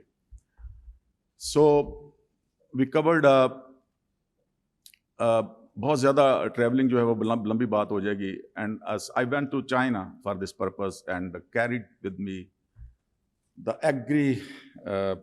پیری urban agriculture and permaculture module from that. So very successfully we launched that in Pakistan, and we have 10 success stories with us in Punjab. In 3 years back, we started this in Shahid Javed Barki Institute of Public Policy. I'm consultant there. And Shahid Javed Barki instructed us to give a policy for the academia and corporate sector. Make this consortium and start this module. So we made a curriculum for that. First agripreneurship curriculum, we made that and successfully launched in the previous year in Beacon House National University.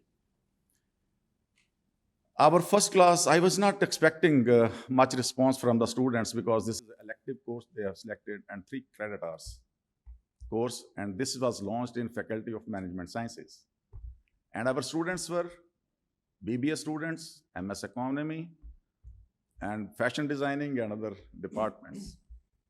And we got the 76 enrollments there. So very, very encouraging. So that is 32 lectures and 16 classes, a week's course, and very successfully conducted. And by the end of that session semester, the students gave me 12 projects. After that, recently we have finished this summer second course hour, and I will share the list with you, the students' projects. Astonishing, and that class was 52, and now we have again enrolled, this is 61 again. We are now launching further into that area, that we are going with the micro-credentials. In summer, 3 months of the class will be non-BNU students, progressive farmers, and anyone from outside, they can join that class. So this is now the 35% activity-based class. We have introduced agri-tourism in it. We have 56 places in the Pakistan. We are giving the connectivity with the progressive farmers, small farmers, value additions, supply chain cracks, and market identifications to the leaders of future leaders, youth in our universities. So this is, I think, a effective tool which we can introduced in other institutions also. I'm also there in Namal University, Mia Wali. Once in the month I go there, and we have planted about 3,000 plants there around the Namal Lake. And first agri-tourism park we have opened up there. Now, this policy institution was very small, BIP. Academia is BNU, and corporate sector is Premier Waste Management Company. They are the waste management company, but they are making the landfills. CEO is there. And we joined hands, 3 of us, and successfully we started from the 2 acres. In 1.5 years, almost 2 years, now we have moved to 6 acres. And that is a complete organic mystery there in Kasur. You can visit that. Our students are enjoying their fresh fruit, 36 varieties of fruits, organic fruits which were on the highlands. They are successfully grown there. And on the borders, on the whole our boundary, we have planted bamboos, tobacco, and within the premises, 4 compartments: medicinal compartment, herb and spices department, cosmetology department, and oil-based crops. And these roses, 3,000 of plants of roses, they have planted just to give the daily economy of that 10 acres in the fields. So that is a blend of organic, and we have developed our own biochar from the incineration ash, which this industry has provided us. And that is branded with the EcoChar. Today, our team has again taken 50 bags of that biochar, and they are on the fields in Barki Road. A new success story is going there, and they have purchased from us.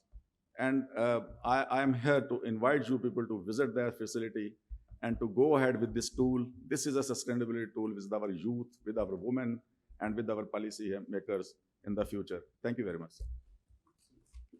Thank you very much, Shafiqul sir, also for being very timely in your speaking. आपने पूरे 5 minute किए, very nice. अच्छा, all right. So the next 3 speakers, I'll just let you know. These are the final 3 who have not spoken and our panelists: Muhammad Ali Iqbal Sahab, Muhammad Arshid Khan, and Musa Amir. Yeah, आपका भी, I don't see you on my list, but we'll get to you. Anis Amin as well. Thank you. Okay. So, do we have Ali Iqbal Sahab? Yeah, he stepped out. Oh. Great timing. Thank you, Adil. So now, after listening this morning, couple of sessions, what we have in our minds now. So I guess we talked more about the problem space, and I'm glad that in the 3rd session we are moving towards the solution space more frequently. So one thing which from the last 4.5 years we have been working. So my name is Ali Iqbal. I am the president of Concave Agri. Plus also I wear another hat. That is I'm the CEO of Digital Agriculture Network. So last year FAO actually backed this thing, and we have been the promoters of digital agriculture in the country. So one thing that we from the ground we have found very interesting to look into is the behavioral side. So since morning people were talking about, okay, sugarcane sabse bada masla hai. Yeah, sugarcane is one of the problems. Sugarcane agar ho jaye theek to baki agriculture bhi theek ho jayega. ठीक है sir, I fully agree with those points, but sir ओदा की करिए, वो जो farmer है जो lethargic हो गया कि यार साल दे पैसे मेरे पक्के हैं. सो बिहेवियर कि जब आपने कॉटन को मूव किया और शुगर केन को लेके आए तो उसमें ये कहा कि पैसे आपकी फसल बिक जाएगी. I was talking to one of the biggest farmers in Pakistan of family with around 18 to 20,000 acres land. वो मुझे कह रहे थे यार मुझे सिंध में मुझे वीट का और राइस का रेट नहीं मिला, तो मुझे तो वापस अगले साल शुगर केन पे ही जाना. उसको पता तो है रेट क्या है. So the market linkages, I think Azim mentioned it very well, value chains. So we have been doing value chain analysis and working on the value chains. Rice के भी लोग यहाँ बैठे हुए हैं, राइस एक्सपोर्ट के लोग बैठे हुए हैं. राइस एक्सपोर्ट वाले मुझे ये कहते हैं, मैं गिला नहीं करता, मैं सोल्यूशन की तरफ आ रहा हूँ. So how to take on, and I think very well drafted presentation and also the policy. When you talk about rice, तो राइस में हमारा, उसने मुझे कहा कि एक बहुत बड़े एक्सपोर्टर ने कि मुझे 1000 एकड़ राइस दिखा दें जो एक साथ का एक जगह के ऊपर अवेलेबल हो, सेम डेट की सोइंग हो, सेम वैरायटी हो. So these are the data points जो कि हम मिस कर रहे हैं. क्यों? क्योंकि we are not working on behavioral side. Recommendations क्या हैं? Recommendations ये हैं कि 25 दिन के आसपास 28 दिन की पनीरी आपने लगानी है. क्यों सर ऐसे ही? फार्मर कहता है 40 दिन दी हो जाए, की हो गया, बुढ़ी तो नहीं हो जाएगी. No, sorry, quoting what we hear in the field. So these are the research problems that we have got. So talking about these things, हमारे सबसे बड़ा मसला इस वक्त जो आ रहा है वो आ रहा है डेटा का. We need to work कि हमें अगर सही डेटा पता चल रहा हो, उसमें मेरे ख्याल से अब बहुत ज़्यादा एडवांसमेंट्स हो गई हैं. ट्रेसिबिलिटी, वरना हम मारे जाएंगे. कॉटन में ये हो गया आफ्टर द EU लेजिस्लेशन, जो उनके लॉज आ गए हैं, उसमें आपके जितने भी अब आपके कॉटन के बड़े ब्रांड्स हैं वो कहते हैं जी हमें फार्म एंड फार्मर का बताएं. सो ट्रेसिबिलिटी आपकी $5 बिलियन की जो एक्सपोर्ट्स हैं टेक्सटाइल की या उससे रिलेटेड जो कि यूरोपियन मार्केट्स की तरफ जाती हैं. So we need to think about those lines and then ultimately we have been working on chilies also, we have been working on rice, we have been working on chickpea and pulses. तो ये तमाम value chains की जो बात है कि every role has to be there. अगर मैं ये कहूँ कि मेरा रोल यहाँ पे पॉलिसी में क्यों ख़त्म हो गया है, मैं काम नहीं करता, तो पॉलिसी जो भाड़ में जाए, मेरा काम होना चाहिए. That is where earlier this morning Ejaz साहब जो बात कर रहे थे वो यही था कि we have to come up with something which is very, वो जो टैरिफ की बात हो रही थी कि वेरी टेंजिबल और लॉन्ग टर्म के पर्सपेक्टिव से. Also one of the things which we need to understand, हम छोटे फार्मर की बात करें, नेस्ले वाले चले गए हैं. I had to give answer what they were saying. Last year tomato crop Sindh में बुरी तरह मारी गई थी, and I was talking to a large 5 बड़े प्लेयर जो टोमेटो केचप के, उनमें से एक के साथ मेरी कॉल थी. वो कहता है सर सेठ तो बड़े खुश हैं लेकिन हम बड़े परेशान हैं. अगले साल किसी ने लगाना नहीं और फिर इसने वो जो पोटैटो की बात कर रहे थे ना, तो these are the dynamics that we need to understand. I think the policy will cover these things because these are part of the solutions that we have to come up with. Being an agri-tech and investment side के ऊपर, because one of the things was also investments also. So my humble submission, we have developed an agri-bot. It's a conversational bot in Urdu, covering 6 major crops at the moment. Farmer do ask, वो farmer की window होती है जब वो subsidy चल रही होती है ना, किसान कार्ड की भी इंफॉर्मेशन देते हैं. हाँ सब चले गए. So we also provide weather information, we also provide potato, rice, cotton, maize, sugarcane and wheat obviously. So 6 major crops के ऊपर हमारा बॉट चल रहा है. और हमें जो डेटा कलेक्ट होता है वो डेटा किसके पास है, आई डोंट नो कि कितनी वैल्यूएबल एसेट के तौर पे उसको देखा जा सकता है कि किस जगह पे क्या चीज़ हो रही है. वन मोर थिंग, छोटे फार्मर की जब बात हो रही है, छोटे फार्मर्स के साथ मैंने पिछले 3 महीने, जब एक्चुअली मैं इस वर्कशॉप को एज अ वैलिडेशन वर्कशॉप भी ले रहा हूँ, that's a blessing in disguise for people like me, because I've been working with North Punjab rain-fed segment farmers, Sahiwal, Central South farmers, and Sindh, Lower Sindh, Umarkot, Muirpur Khas, Kundri, those farmers. For the last 3 months I have been there. So एक सबसे important segment जिसे हम शायद miss कर रहे हैं वो life stock था.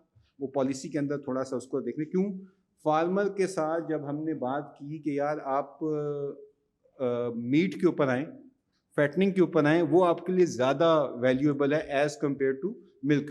3 लीटर 4 लीटर की जो गाय है उसको आप यूज़ करते हैं और उसके लिए आप اپنے 5 ایکڑ کے اندر 1.5 ایکڑ کے اوپر اس کا فاڈر لگا رہے ہوتے ہیں.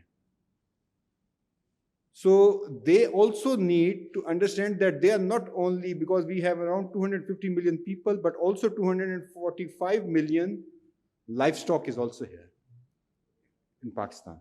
So farmers are very much concerned for that segment also, because وہ اس نے روز کے کہتا ہے جی میرا 2-3 کلو دودھ بکتا ہے, وہ دودھیا لیتا ہے, وہ چاہے نیسلے کو دے رہا ہے, اولپت کو دے رہا ہے, بٹ میرا ایک سرکل چل رہا ہے اور وہ 150 سے 200 روپیز کے اندر they are actually managing that thing.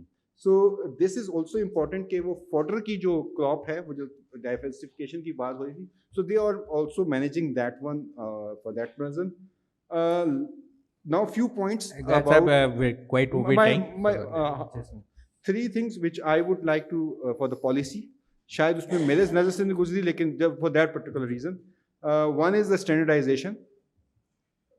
ہمارے یہاں A-B-C نہیں ہے, A1, A2, A3, B1, B2, B3 یہ میکنزم چل رہا ہوتا ہے. اینڈ SGS, بیورووائٹس, بیکاز جب تھرڈ پارٹی ہم کرتے ہیں دیٹس اے پرابلم, اور وہیں پہ ہی آپ کی, because we can not put apples and oranges together. So یہ مار وہاں پہ پڑتی ہے چھوٹے فارمر کو, اور یہی پھر آپ کی کریڈٹ پروفائلنگ اور اس لحاظ سے کام ہوتا ہے. Then another thing which we very much concerned about is the climate change. Yes, the overall ہے, but circular economy I haven't seen اتنی ڈیٹیل میں جس طرح کہ ہم یوز کر سکتے ہیں. That is also there. And lastly, I would like that's the funding.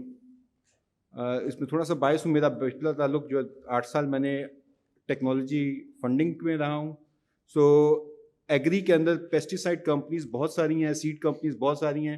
I think وہ گورنمنٹ جو ہے وہ وہاں سے فنڈنگ لے کے اور آپ کی جو کلائمیٹ ریزیلینٹ ورائٹیز ہیں اس کے اوپر اگر ریسرچ کرنی ہے, I think private sector would love to intervene or should have been asked, because میں یہ کام کر چکا ہوں. ٹیلکوز سے ہم پیسہ لے رہے ہیں اور Ignite National Technology Fund, I was heading the investments there. So it has been good, I think, example to quote. Similarly, I think if we have and banks also will chip in. I have seen banks also. So, and insurance companies also, they could actually get the business from that one. So these are three points which I think policy should cover. Or I think Punjab focus نہیں, Sindh, KPK and Balochistan, کیونکہ circle جو سبزی کا ہے وہ چلتا ہے اس طرح سے ہے, بلوچستان, سندھ, پنجاب اور پھر KPK. So we have to take this thing. Thank you. Very interesting. اور آپ نے بینکس کا نام لیا, and I think the next person is from the Bank of Punjab, محمد ارشد خان صاحب. جی السلام علیکم. Okay so most of the things, although میں نے لکھا بہت کچھ ہے, آئی ڈونٹ نو 5 منٹ میں پورا ہوتا ہے کہ نہیں, but yes I thought we have discussed problems زیادہ تر, اور بات شروع بھی مجھ سے ہی ہوتی ہے اور میرے بھی ختم ہوتی ہے, because at the end of the day یہ سارا کچھ پیسے لینے اور پیسے دینے پہ آتا ہے. سو بینکس کا رول اس میں کیا ہے؟ جی I am heading the corporate agriculture portfolio Bank of Punjab. I am also looking after some of the digital initiatives. Zafar Masood sahab کی ٹیم سے ہوں, تو باقی سارے بینکس کو بہت لمبے طور پہ لیڈ سے ہم بیسٹ بینک ہے پاکستان کا, not only declared by State Bank but also Pakistan bankers association. Rana صاحب نے کچھ باتیں کی, وہ سارے ہم ہی کر رہے ہیں. بیلنس شیٹ بھی ہماری ہی ہے, کسان کارڈ کے انہوں نے فگرز بتائے. C M high tech farm mechanisation, I guess farm machinery کی بات ہوئی تھی. اٹس لینڈ مارک یہ پروجیکٹ ہے, یہ اتنا بیریئر بریکر ہے کہ اگر یہ اس کی and before going into the details, میرے لیے سولوشن ہوگا لٹریسی کا, چاہے وہ فائنینشیل ہو چاہے وہ فارمر سائڈ پہ ہو. We are doing everything that has been discussed over here as not. And اگر میں میکینائزیشن کی بات کروں, post harvest losses are more than 20% اگر ہم عام طریقے سے جاتے ہیں. So the machinery that we have introduced in collaboration with Government of Punjab, وہ 2% 3% پہ لے آتا ہے. رانا صاحب بہتر بتا سکیں گے اس پہ, if I'm not wrong. ہم کوآپریٹو ماڈل پہ بھی کام کر رہے ہیں. ہائی ٹیک فارم میکینائزیشن کو ہم کوآپریٹو ماڈل پہ لے جاتے ہیں. You had a question about tenets. So tenets کے پاس اگر ریزیڈینشیل پراپرٹی ہے اور ایگریکلچر نہیں دے سکتا, we accept that, we lend to that. So یہ والا پرابلم بھی ہے. ہم نے آڑتی کو ڈیمونائز کیا, حالانکہ بینک 10 سوال پوچھتا ہے وہ کچھ نہیں دیتا. آڑتی فارمر کی بیٹی کی شادی کے پیسے بھی دیتا ہے, اس کے مشکل حالات میں بھی اس کے ساتھ ہوتا ہے. اس کا طور طریقہ ڈیبیٹیبل ہے, میں اس میں نہیں جاتا ڈیٹیلز میں, but why don't we talk about corporates. Nestle is my financial partner. I do agree they support farmers because 0% lending پہ میں ان کے ساتھ پروجیکٹ کر رہا ہوں. حبیب is here, he knows ہم کس لیول پہ کیا کام کرتے ہیں. محمد بخاری از ناٹ ہیئر, وہ ہوتے فارمدار سے تو وہ بھی بتاتے. میں ایز اے بینک کیا سپورٹ کرتا ہوں, ایگری ٹیکس سے ہیں علی صاحب. I'm buying the advisory services from the Agritex, I'm giving it for free to the farmers. 90% farmer phone نہیں اٹھاتا, اس کو مفت میں سروس دے رہے ہیں. میں نے پائلٹ کیا کاموکی میں, 10 من پر ایکڑ میں نے چاول میں اضافہ کیا ایڈوائزری سے.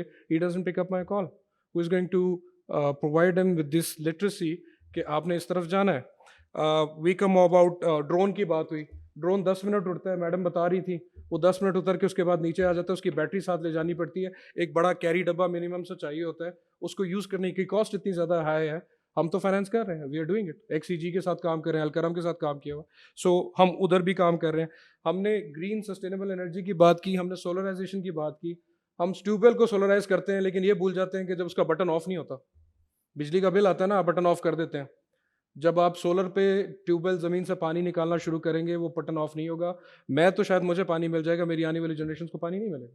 سو the solution to all problems is already there. We are doing it. SIFC پہ میں زیادہ کرٹیسائز نہیں کرتا, بٹ میں تھوڑا سا اسکیپٹیکل ہوں اس کے بارے میں. پبلک پرائیویٹ پارٹنرشپ کی بات کی, ہم نے لینڈ دیے چولستان میں, ہم نے سارا کچھ, but where is government take in it. جب تک گورنمنٹ اپنی طرف سے پیسے نہیں ڈالے گا, بڑے کارپوریٹس بیچ میں نہیں آ سکیں گے.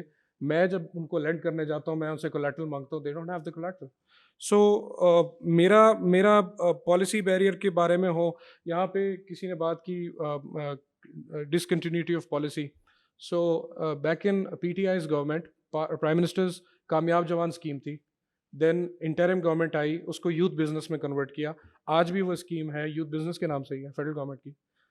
وی ہیو AKC, آسان کاروبار فائنینسنگ اسکیم.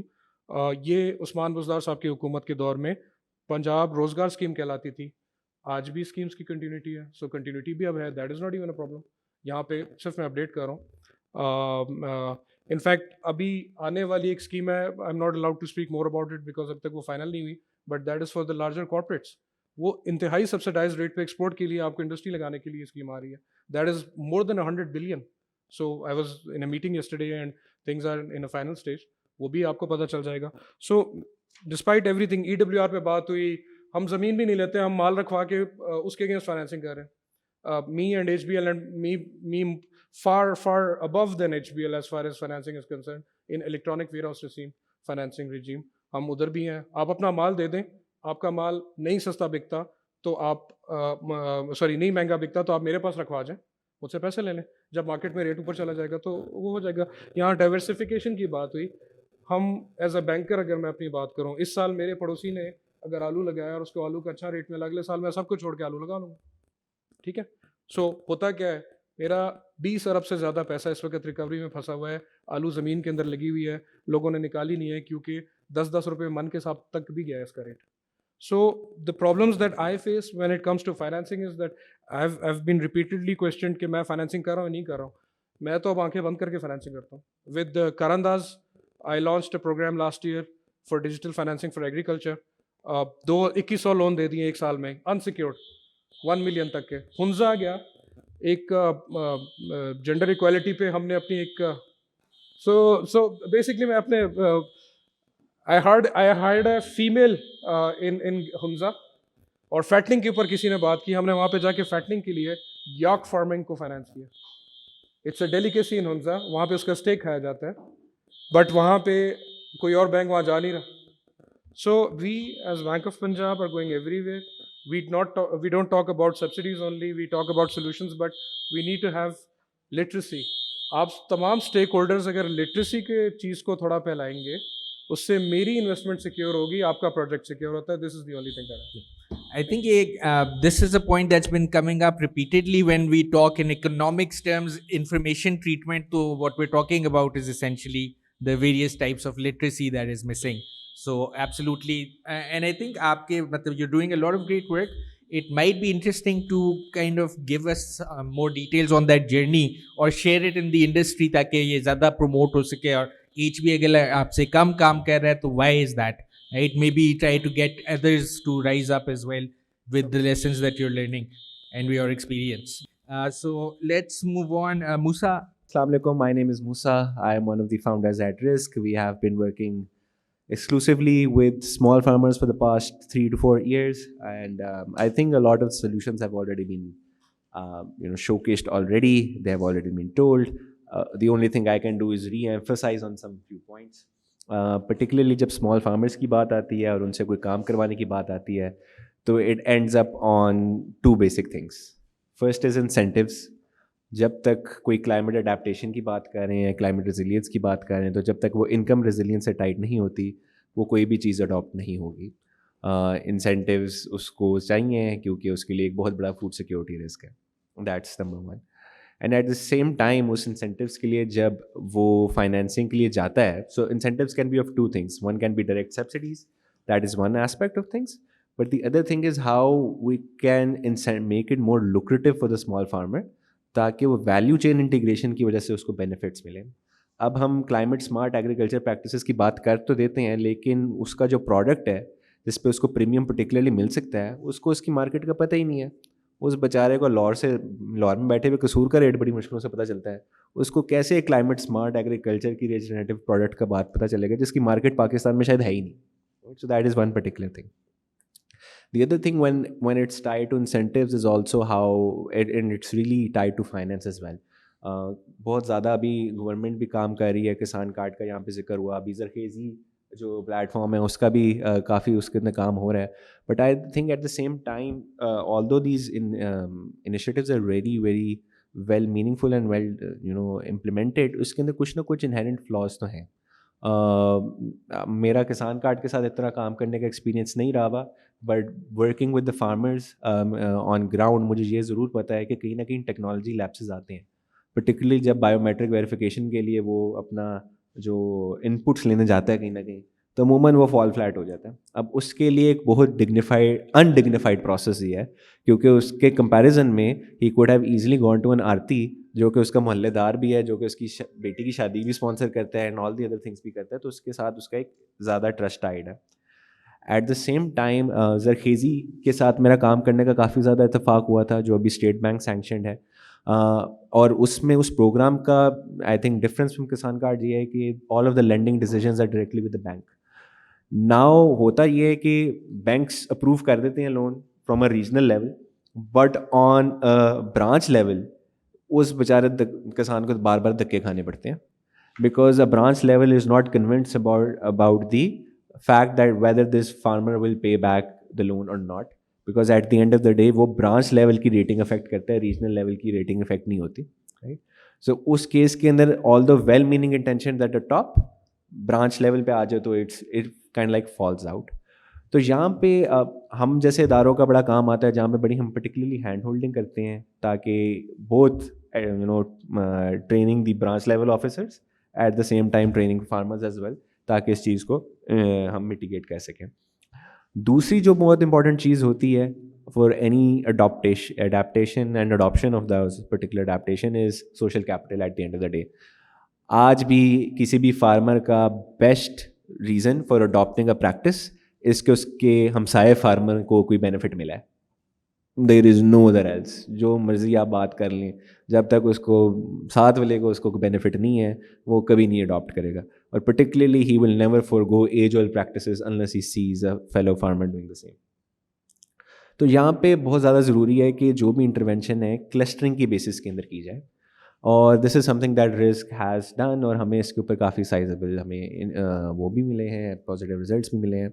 क्लस्टरिंग से और भी चीज़ें बहुत आसान हो जाती हैं, फाइनेंसिंग करना बहुत आसान हो जाती है, जो रिस्क है वो आपका डाइल्यूट हो जाता है because of those things. And clustering के साथ साथ you can also partake in a lot of direct off take agreements, जिसकी वजह से आप फार्मर्स को एक बेहतर प्रीमियम्स दे सकते हैं जो कि उसको नॉर्मली नहीं मिल सकता था. और इसी क्लस्टरिंग की बेस के ऊपर what we can also do is we can divert the small farmers from the very traditional wheat centric value chains, जो कि बेचारी अभी अजीम साहब भी कह रहे हैं कि हमको 7-8 वैल्यू चेन्स के लिए आपको 3-4 भी पकड़ ले पंजाब के ना, तो that's gonna be very successful. So whatsoever those 3-4 are, I think those can be done, but that needs to be done from a clustering approach. Finally, I think हम sustainability की बात करते हैं एग्रीकल्चर के अंदर. एक चीज़ जो सबसे ज़्यादा ज़रूरी है वो है ह्यूमन रिसोर्स. मैं शायद फजल साहब इस पर थोड़ा सा एग्री करेंगे. मेरी लास्ट टाइम में बात हो रही थी कि एक छोटे किसान, आजकल वही छोटा किसान काश्तकारी कर रहा है जिसकी मजबूरी है, जिसके पास ऑप्शन है, he is not doing it, right. That's the state of the affairs. So if we want sustainability, we need human resource for that. We need youth for that. And agriculture is facing a severe branding problem. It is not sexy enough, pardon my words. कोई जो है ना नया जन जी बच्चा नहीं जाएगा उधर, और आप you bet your asses off, you can't take anything for that matter. So ये चीज़ बहुत ज़्यादा ज़रूरी है. और ब्रेन ड्रेन हम बात कर रहे हैं, जो डिस्ट्रिक्ट वाइज ब्रेन ड्रेन है, I think that is more damaging for us as well. You don't have resources to do agriculture. So how can we make it more appealing enough? And I think जो यहाँ पे अभी 1-2 agripreneurship के अंदर agritourism की बात की, that is just one way to go about it. So again, it is a systems problem. It is not an agriculture alone problem. भाई मेरे देहात के अंदर अगर एजुकेशन और बकाया फैसिलिटीज़ नहीं है, मैंने नहीं रहना वहाँ पे, और मैं काश्तकारी भी इस वजह से छोड़ दूँगा. सो एग्रीकल्चर अगर हमने करना है, ह्यूमन रिसोर्स को सेटिस्फाई रखना है, and at the same time agriculture के साथ साथ जो एंसिलरी चीज़ें हैं उसकी भी उस एनवायरनमेंट के अंदर प्रोविज़न बहुत ज़रूरी है.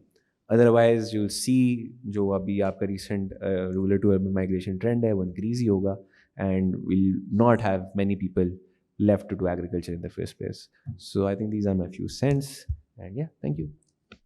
Thank you, Musa. That's very helpful. I think we were also talking very similarly that you need to make agriculture, great again, और Alpha Bravo Charlie type कोई show बनाए उसके बारे में, ताकि youth attract हो. अच्छा करण साहब, फिर आपके बाद दिनीश साहब, and then we're done. I think I'm Kazim Saeed with Pakistan Agriculture Coalition. I think बहुत सारे issues हो चुके हैं discuss, and time भी बहुत हो गया. So just for the benefit of your report, I just have a few suggestions. एक तो, like I said this morning, the key messages I think are too high level at this stage. When you say in the report कि जी financial access होनी चाहिए, Rana Sahab has told you they've done it. So put the Kisan card little bit case study in there, and BOP also talked about it, and say इसको कैसे बढ़ा सकते हैं वगैरह. And that's one example.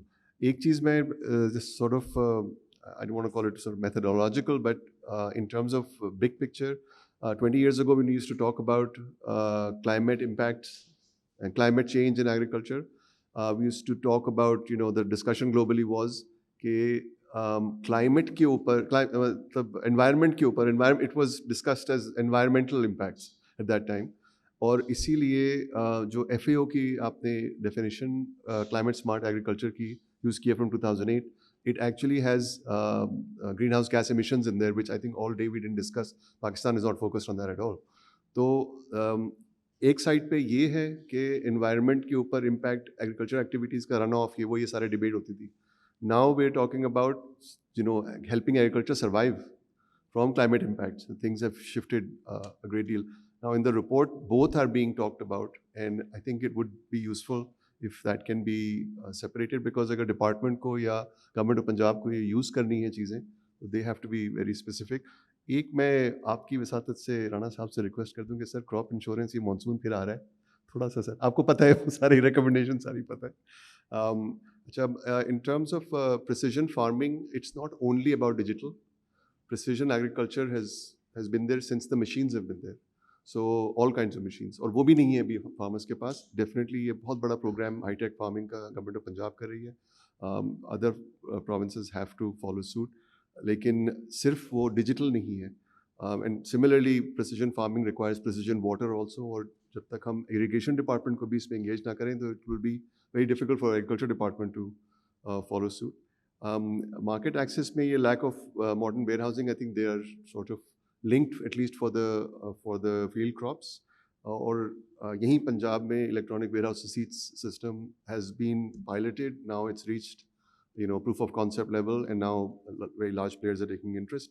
उसको ज़रूर आप study करें, and we can help you with that. We've done most of the work on that. Finally, on agri-business linkages with farmers, I think थोड़ा सा अली ने भी इस पे बात की कि फार्मर और एग्री बिजनेस का ना, फार्मर की प्रोडक्ट को एग्री बिजनेस खरीदता है, तो there is not always a friendly relationship there. A lot of farmers actually, जो पहली मिसाल वो देते हैं कि किसको मिसट्रस्ट करते हैं, वो कहते हैं ये सेठ लोग जो है, जो मिल वाले हैं. And if there is a way to find some route through the processor to help the farmer, और जो बैंकिंग इंडस्ट्री तो यही कर रही है. Most of the lending that they record, कि जी ट्रिलियंस ऑफ रुपीज़ जा रहे हैं, वो मिल के थ्रू जा रहे हैं, वो डायरेक्टली फार्मर को नहीं जा रहे. So there are other things that can also go through the way. Secretary industries had asked us for horticulture products के लिए, फ्रूट्स वेजिटेबल्स के लिए, उन फार्मर्स को कैसे हेल्प कर सकते हैं. और गवर्नमेंट उनको गिफ्ट्स देती रही है, बहुत सारे फ्रीबीज देती रही है. It just does not seem to build the momentum. And we work with some processors of these fruits, जो जूस बनाते हैं या पेस्ट बनाते हैं टोमेटो से, and supporting the farmer through them, I think is the way to do it. लेकिन somebody has to pay that. ये ज़रा आपकी recommendations में थोड़ा इस तरह की specifics में जाना बेहतर होगा. I'll just stop there. Thank you very much for the opportunity. So that's incredibly useful feedback, and I think that's need to be accommodated. अच्छा, राणा साहब बस आपको क्रॉप इंश्योरेंस पर रिस्पॉन्स दे रहे हैं, फिर अनीस साहब आपके Thank you, pass. sir. Just 1 minute response है. हमने एग्रीकल्चर डिपार्टमेंट पंजाब ने area yield index based insurance जो है वो 5 साल हमने किया है. It was totally free for the farmers.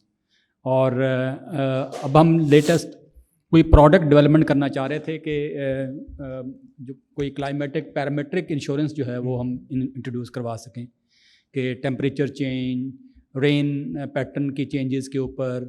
बल्कि हमने एक और आइडिया दिया, इंश्योरेंस कंपनी को बुलाया हमने कहा कि जो मार्केट क्रैश होती है because of the rates at the harvest time, तो उसके ऊपर कोई प्रोडक्ट लेके आएँ.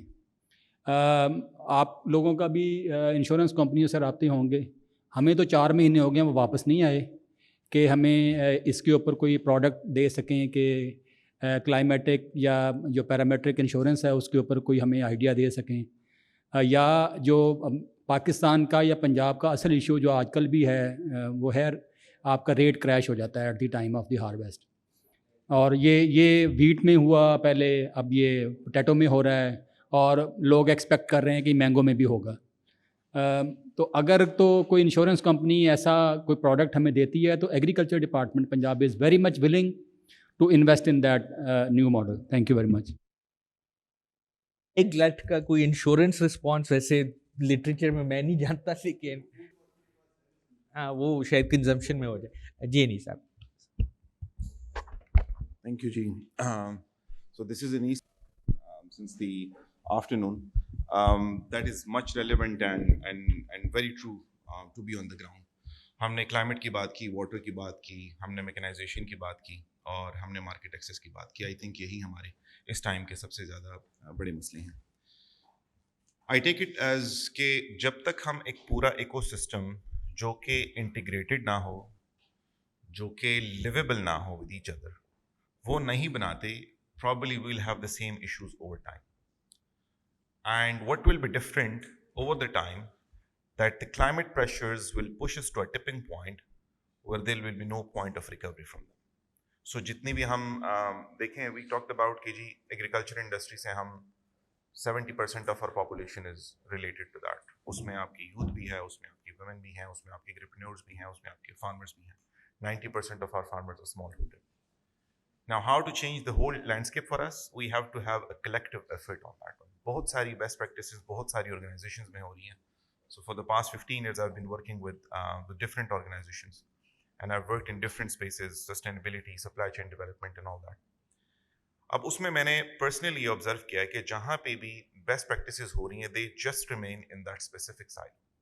अगर आप कसूर की बात करें, innovations हो रही हैं, आप मुल्तान की बात कर लें. For instance, you take commodity and you can take Nestle की हम सुबह बात कर रहे थे. सच एन इंस्पायरिंग एग्जाम्पल कि किस तरह से पूरा एक इंडस्ट्री जो है वहाँ से इवॉल्व हुई है. So I think this is probably my recommendation would be, let's take it one step further and let's take the examples from the industry as cases. कि उनके business cases क्या हैं, how do they take them, and what were the realization of that value on the ground. Now connecting back this to my to where I come from, at Agro Fertilizers we believe that backward integration is one of the most important pillars for us to engage with our growers, जो कि हमारे consumers हैं. Now how do we do that? First of all, जो हमारी extension services हैं, that is through our field force. But we are actually topping that up with another layer of capability, which comes from our B2C business, where we are connecting with our consumers directly through Markaz. So हमारे Markaz, Angro Markaz जो है, this is a new concept which we have just launched. 4 Markaz अभी तक बन चुके हैं, कुछ और अभी inshallah with over a period of time we will see it in other geographies as well.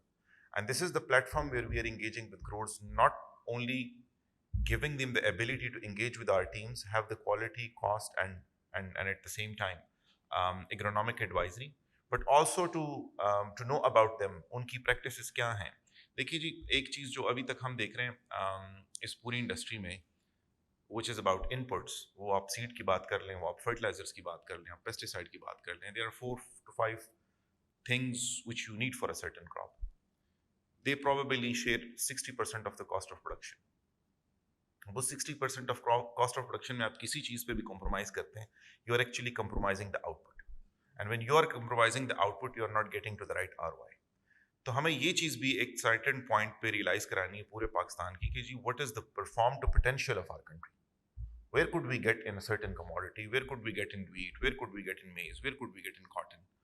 उसके लिए right nutrition क्या होगी? उसके heat maps क्या होंगे soil analysis के? उसके लिए कौन सा सीड बेस्ट होगा, उसके लिए सॉइल पीएच क्या बेस्ट होगा, उसके लिए वाटर ईसी क्या बेस्ट होगा, what source of fertiliser, what rate of fertilisation. So उन चीज़ों की भी तरफ हमने मूव करना है, knowing into the challenges.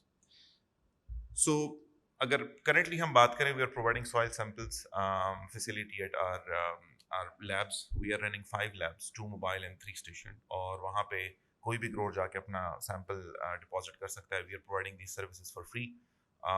Annual number is around 50,000 to 55,000 samples being done every year, and this capability and this capacity will inshallah move on as well. उसके बाद अगर मैं बात करूँ तो capability was what Musa picked very rightly. देखें agriculture, I'm an agrarian myself. जब तक हम इसको connect नहीं कर पाते with the bigger picture, with the larger community, with what is coming up, what is being, future generation क्या उसको देखना चाहती है, probably we would be missing the bigger picture. We are running an ELC. This is an Angro Learning Center facility at UF Faisalabad, and we are actually engaging with our new students.